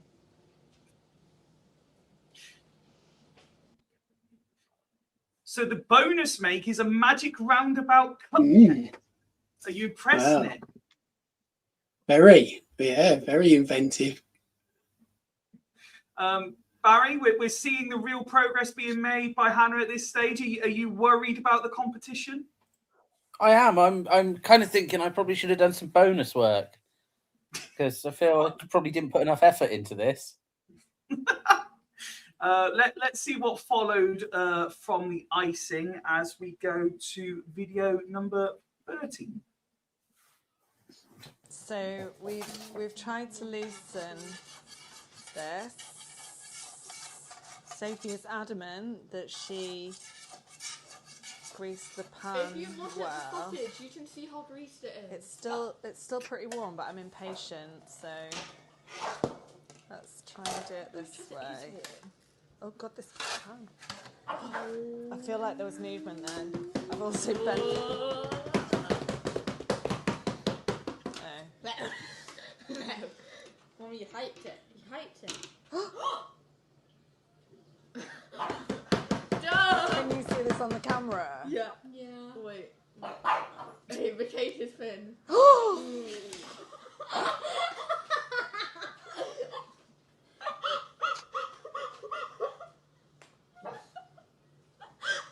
It's got to be worse doing it in front of a live audience, Nick. It has. Yeah, definitely. It's still too hot.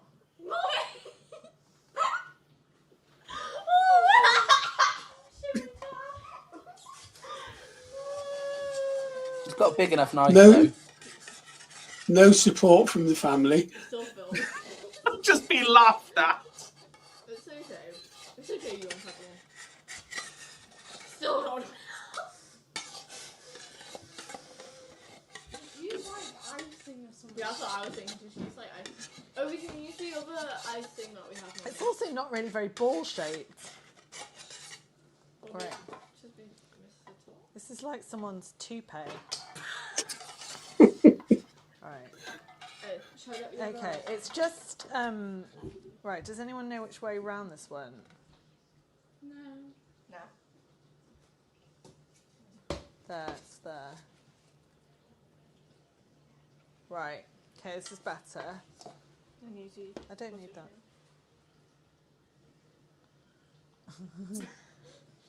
See? It's fine. It's a very You never know. light and airy Cake. cake Yeah. Yeah. that looks Hello, like a beautiful rounded football. Oh, is this the people? Hello. I have no idea what Star Wars now, but Okay, can one of you stop the camera?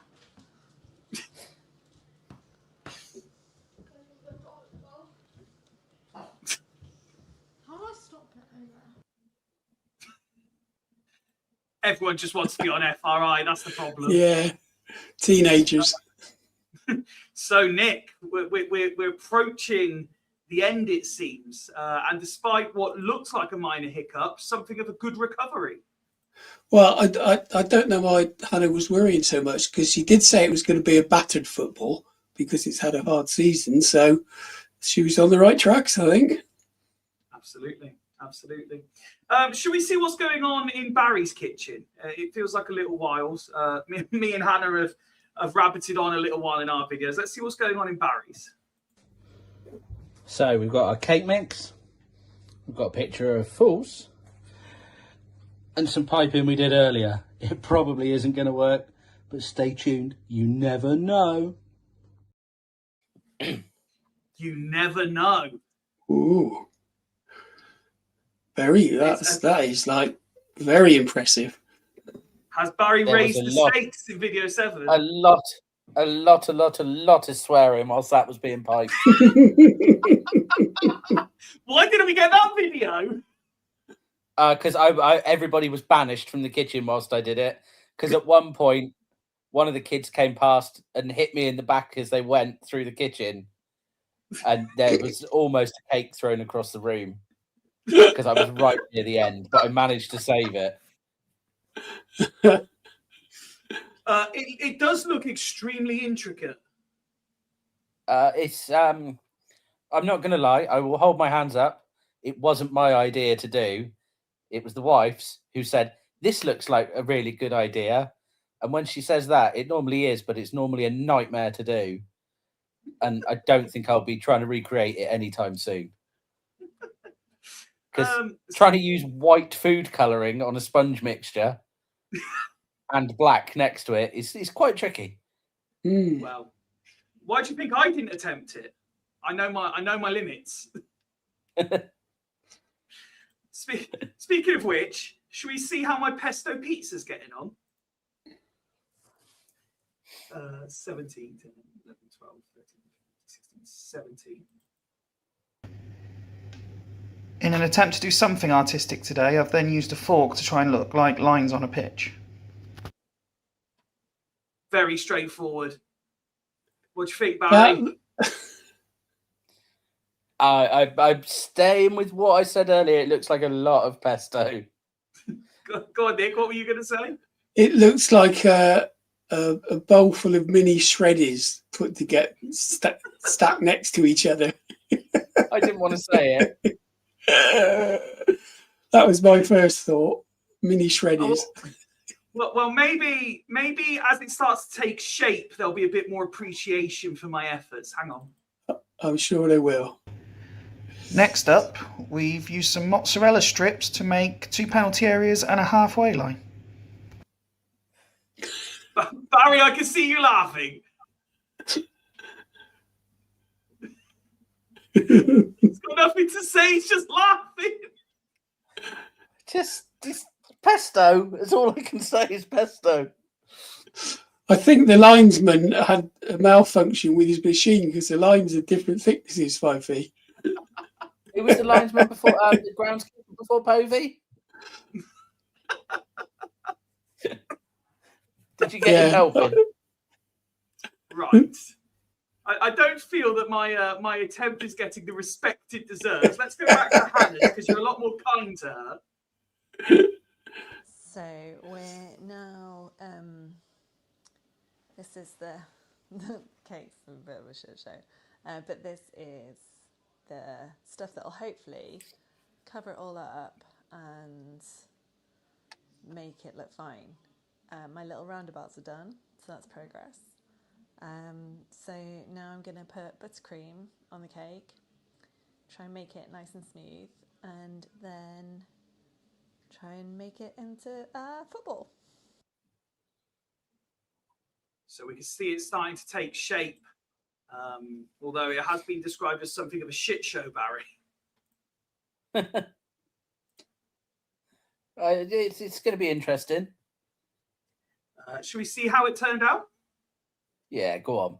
Yeah, crack on. Okay, so we're like, this is happening, and I feel like, right, so got one, we just whacked buttercream on it, and there's so much buttercream on it that the challenge is going to be putting it like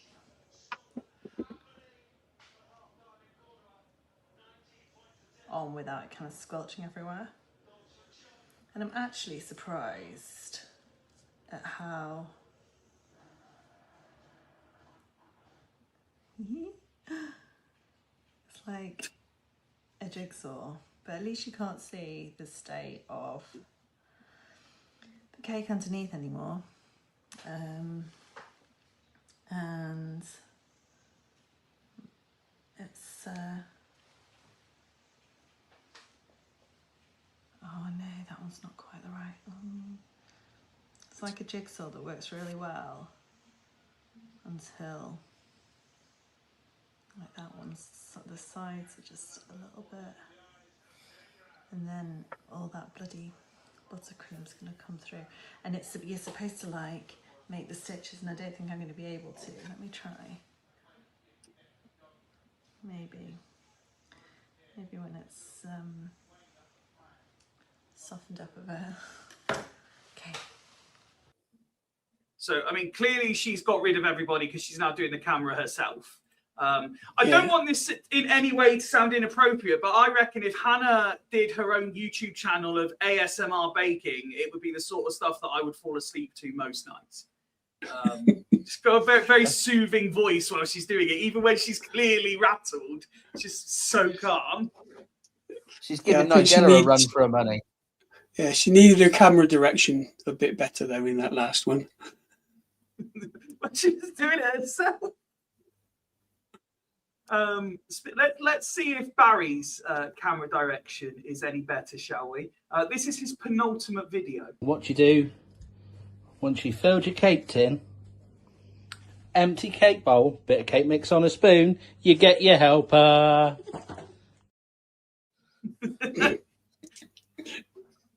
Perfect. Proper family event, this, Barry. Oh, yeah. You get everyone involved. Yeah. I don't think she's actually tried the cake yet, though, which is worrying. What, in real life or at this point in the video? In real life. I think she tried some of the mix out of the bowl, but she hasn't actually eaten it since. Well, I fear for what comes next because, you know, it's not been getting the greatest reaction. But let's go back to my pesto pizza and mozzarella lines and see what's going on next. Next, I've added the players. Team 1 is chicken. Hopefully you can see they're playing like a 4-3-3 formation. Tactical analysis while baking, Barry. You don't get this anywhere else. Do you know what? I was really hoping you were going to go for black and green olives as players. So olives was my original idea for players because I felt it made sense, but I don't like olives. So I thought I might, if I'm making this pizza, I might as well put shit on it I like. Do you like pesto? I don't mind pesto. Good. So we've seen team 1. Should we see team 2?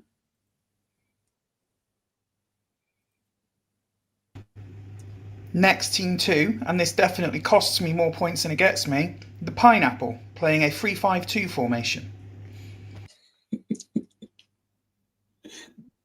So pineapple on a pizza glass. How are we feeling? I'm all for I'm it. okay with that. Yeah, I'm okay with that. Boys. I've got the right audience. Get it. You have. So we've got chicken playing 4-3-3, pineapple playing 3-5-2. What do we reckon, Nick? I'll stick 4-3-3. I'll say. Yeah. Shall we return to Hannah's football cake and see what's going on next? The decoration was being done at the time. Where are we? On the 16th. Nearly at the end now. We are done. Whoa. Okay. That a win. Now, the challenge that we're facing now, I don't really know why we're bothering because. Well, we want to make it look fancy. Like it would be a great British Bakeoff. I think like it's pretty fancy. Like we've done, I think we've done well. Don't read it. There's a lot. No, I said on here. It's a lot of buttercream. It's a lot of buttercream. It's really nice. I might put. Maybe we're not finished yet. Maybe I'll put some icing like down the seams. But you won't. Look.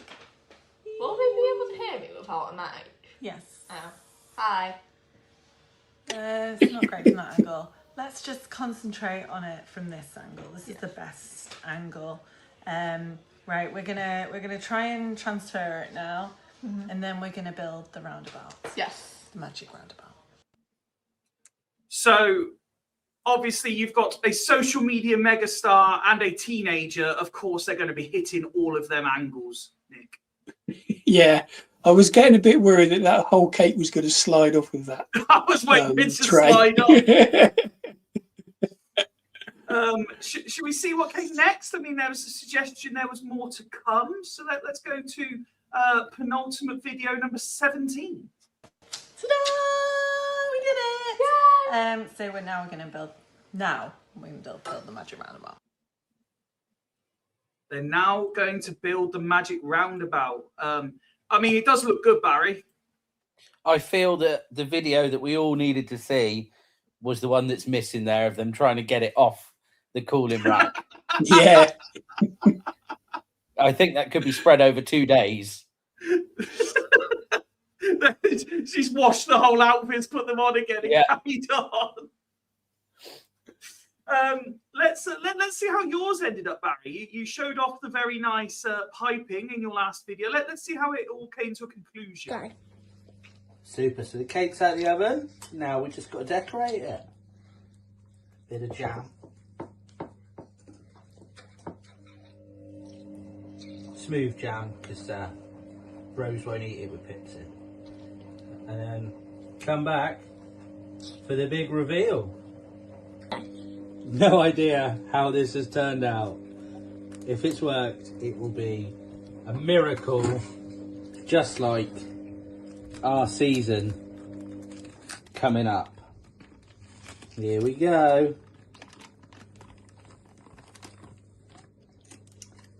Hey! Check that out. Oh my god. Hand me the trophy now. You're confident. That is excellent. Victoria Sponge FRI special. The only thing I will say, and I'm by no means negating on the quality of your cake, because it looked excellent. But you mock me for how I spread stuff, and you're doing little dainty pushes of the jam as well. Yes, because I couldn't actually find any palette knives or anything. I could only find a spoon off the side, and it was just getting a bit. After we'd had the dinner break in the middle, it was cracking on a little bit, and I just wanted to get it done. So anything that came to hand was being used at that point. And I realised that I'd made a cake mix that wasn't actually for the size tins I had, and I couldn't work out how to modify the file you sent me of the logo. So I just had an A4 size logo. So I was trying to work out how to do it. Well, I think it looked excellent. I think you should be extremely proud of your effort there. No, it's good cracking. Very, very good. Let's see if I can feel proud of what's going on with mine as we come to the conclusion of my pesto chicken and pineapple pizza, shall we? And now we hope, as it goes into the oven, we'll see it again in what, 15-20 minutes, I guess? Am I looking confident, Nick? Well, the only thing I'd say, Fifey, should you not have included some cheese onto that pizza before we put it in the oven? Oh, okay. Yeah, but you needed some grated cheese on there as well to add a bit of texture to it, and to cover up the pesto. Well, so it's gone in the oven. Should we find out what happened when it came out the oven? Oh, yeah, we're on the edge. It's time for the end result. And what I will say before I show it is I think it's better than last year's. And how much effort is anyone else going to go to this year anyway? I mean, it's not great, but it is an attempt. There's my pizza and my little cakes. I added, but I didn't put it on the recording, and I know this is going to upset people. I put a little trail of tuna around the edges as well to try and look like crowd. The The pitch no longer looks green. There's a whole lot of issues. But I tried. See you next year, I guess. Good luck, everyone. I tried. I think is the best. It's the best statement in the whole thing. Yeah. Yeah, you can't fault the effort. A valiant effort, I'll say. So Barry's looks spectacular. Mine happened. We have 2 more videos left. We've got one for Hannah, and then I come back with one more little bit on the end. It should be said that Barry has had his taste tested.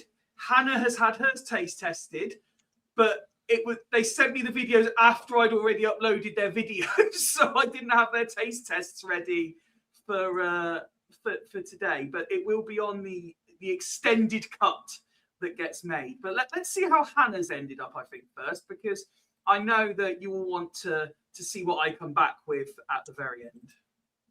So we're about, how many hours are we in, Sophie? What time is it? I don't know. 9:30. 3:55. Yeah, this would not happen during the football season. Although it happened to football today, it's exciting. Cheadletown against Airbus Broughton. So It's a Welsh team. This is the football. So football cake, and then Mummy! Harry's face.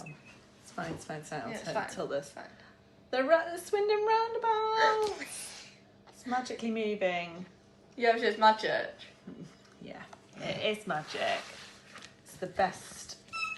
There we go. So it's geographically correct as well, or it was until it started sliding down everywhere. Although I don't know from which angle it's geographically correct, as in which road. But yeah. So Wait, that's the way that like it comes on. I can't remember though. I do. Yeah. Anyway, I can prove it if anyone wants to challenge it. So yeah, thanks I think we for should having drag this on us. another 4 minutes just to make it say 4 hours. Though Hannah and Sophie. Vote Hannah and Sophie. I mean, I've never seen Magic Roundabout cupcakes before. Oh, very, very all right. inventive. Yeah, that's good. I did also, when I saw this, I did also then reply and explain where the county ground would be in relation to that, so that she could work out how the roundabout was situated. I thought I would clear that one up. But I think, one, considering that you know, this is Fools Rush In, and Hannah isn't part of Fools Rush In, she's just a dear friend of Fools Rush In. One, the fact that she did it deserves a round of applause. Two, the effort that she's gone to, 4 hours of work, deserves credit. 3, the amount of stuff that got damaged in the house. And then 4, to come up with something of that quality deserves the utmost respect. So I gave Barry a round of applause for his. Yeah. Hannah definitely deserves a round of applause for hers as well. But before we ask Nick what his thoughts are, I did promise you there was one more video to come out of my kitchen. So let me just load that one up for you, because it may sway the votes. It could have all the difference. Let's find out. I realised, I guess, I'd better try a bit.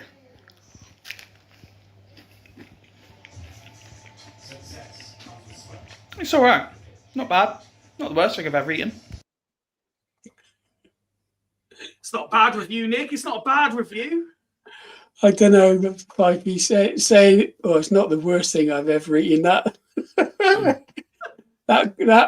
puts a picture in your mind of Christ. What else have you been eating, Fifey? You've been down the kebab fan too much. I love a kebab, mate. Yeah. So there we go. We have seen Mark's scones. We've seen Barry's cake. We've seen Magic Roundabout and football cakes from Hannah. And then I made pizza and white chocolate cornflake cakes. Nick, what do you make of the overall effort for Fools Bakeoff 2026? The effort was exceptional. yeah, so like you say, it's a round of applause or for everybody putting that effort in, and taking the time to do it. So yeah, no fault there whatsoever. So yeah, absolutely brilliant. Barry, obviously, this was your first time competing in FRI Bakeoff. I'm guessing you must have watched the episode last year to have an idea of what might be coming. But has the standard risen in year 2? Do you think? I think everyone was hard pushed to beat Kieran's fine effort last year because that thing looked impeccable. He's shot ball, I think, roll. Yeah, I think the production values were a lot higher this year. I think that's solely on Hannah because 4 hours worth of footage is going to beat anyone. Bless her. But yeah, it was different. It's possibly the most different catering competition I've ever been involved in. Would you get involved in it again if it came back for a third iteration in 2027? Yes, but I think I might have to change some of my team, or do some prior planning and training. There'll be more planning and training. Oh my god, next year's competition's going to be chaos. Everyone's going to be going to like proper fucking kitchens and shit. There'll be chefs getting involved and all sorts. Oh no, I just mean which buttons pause and which buttons stop. The moment has come. The on live stream result. We go to our independent adjudicator, Nick. Nick, if you could rate 4, 3, 2, and 1, please, for this year's participants.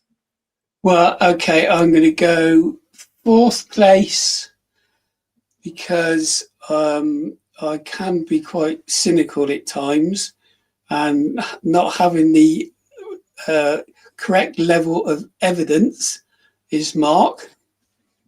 I didn't come last!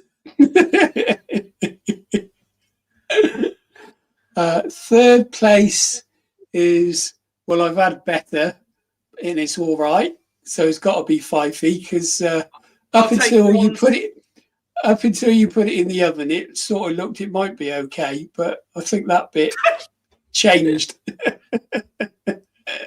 It changed the consistency of it. Now it's a very, very close call for 1 and 2, and they are split by a hair's breadth. And I think just for the effort and the thought, and especially somebody not being a Swindon Town supporter, I've got to give it to Hannah. I mean, she's a very, very deserving winner on the night. But Barry, how would you react to that? An outsider has taken the crown that you worked so valiantly for.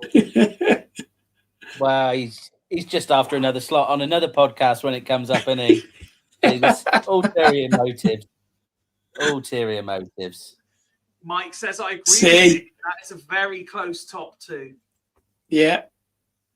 No, it was good. The only additional thing I would have liked to have seen from the 2 cakes is to have a slice cut out to see what it actually looks like once it's cut, ready to eat. No, I know yours. Have we got that? No. I might be able to assist with this. Hang on. Because Barry did send me some pictures.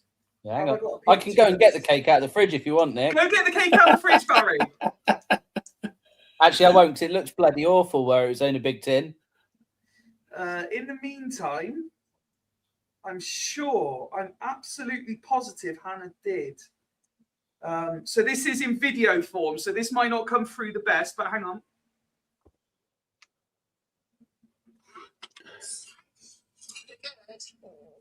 Oh, there you go. Oh, yeah. Yeah, no, that's good. And then there was a secondary one. I'm going to go and get the cake. And it takes a taste test. Yeah. I'll leave you with the dog. Hopefully he doesn't turn the laptop off.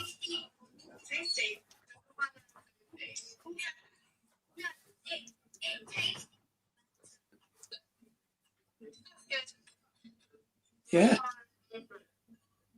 There you go. So there's Very the taste good. test. So now Barry's had to go and get his cake to try and get a But couple look, extra votes. The old dog's interested, thinking he might be getting some. Mike says, "Get it and eat it, Barry. See if it's not the worst thing you've ever eaten."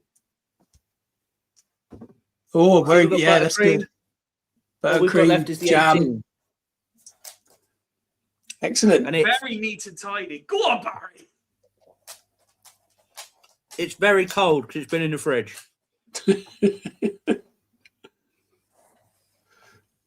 That was good effort all round. That was lot of time and effort put into it. That's good.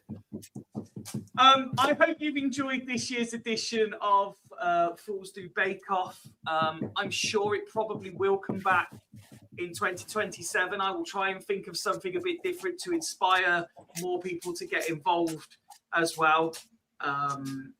I will again try and just prove that year on year I'm getting slightly better at doing stuff. Reminder that we are not on Friday. We continue to have Fridays off, but for a little bit longer. We are back on Monday, and all being well, if the schedule is correct, I believe we have episode 2 of our new Millionaire series. Let's see who does win the big grudge match. So we are back on Monday. We'll, of course, catch you up on all things. Also, just before I go, I want to say huge congratulations to Low Strangers. They've just hit 1,000 episodes. They really are the pioneers for Swindon Town content and paved the way for people like us to be able to do what we do. So huge congrats to them. Thank you for everything that they've done. And we should also say, we obviously spoke about Swindon Town being in pre-season. We do know that Swindon Town women have been back in pre-season. They've had their first friendly. We know that Corsham have been back in training. I don't know if anyone has seen Maddie's socials the other day, but she had a bit of a mare. It's fair to say. I would presume Bassett must be back as well now. Barry, can you confirm? Say that again, sorry. I missed that last little bit. I said I presume Bassett are back in pre-season now as well. I think they are. They've excuse me, Hannah's re-signed today. Players. Yeah. So yeah, there's they should be back to it this week or last week, I think. So plenty of content to follow. But once again, thank you so much. Have your say. Let us know who you felt win, whether it comments on socials, when the individual people's videos are uploaded as well. We would love to know. But huge thank you to everyone who participated. Thank you, Nick, for being our live on-stream adjudicator. We are Fools Rush In. We will see you again next Monday at 9 o'clock. Have a great week, everybody. Until then, au revoir.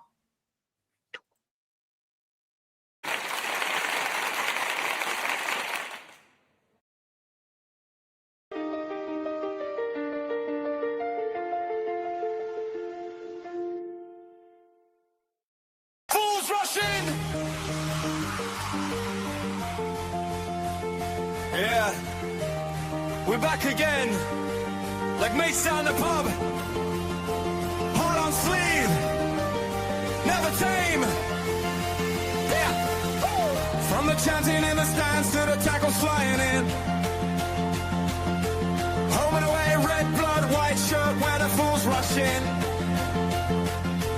Passion, debates, laugh, rants, late nights. Woody Bear, Nick Rich, Walter Kieran side by side. Craig and Ned, Joe and Mark, Art, Gar, Gary in the dark. And now we got Barry in. Yeah, the gang's all in. Fools rush in like we're chasing one more in. We'll make you laugh, make you cry. Feel happy, feel angry inside.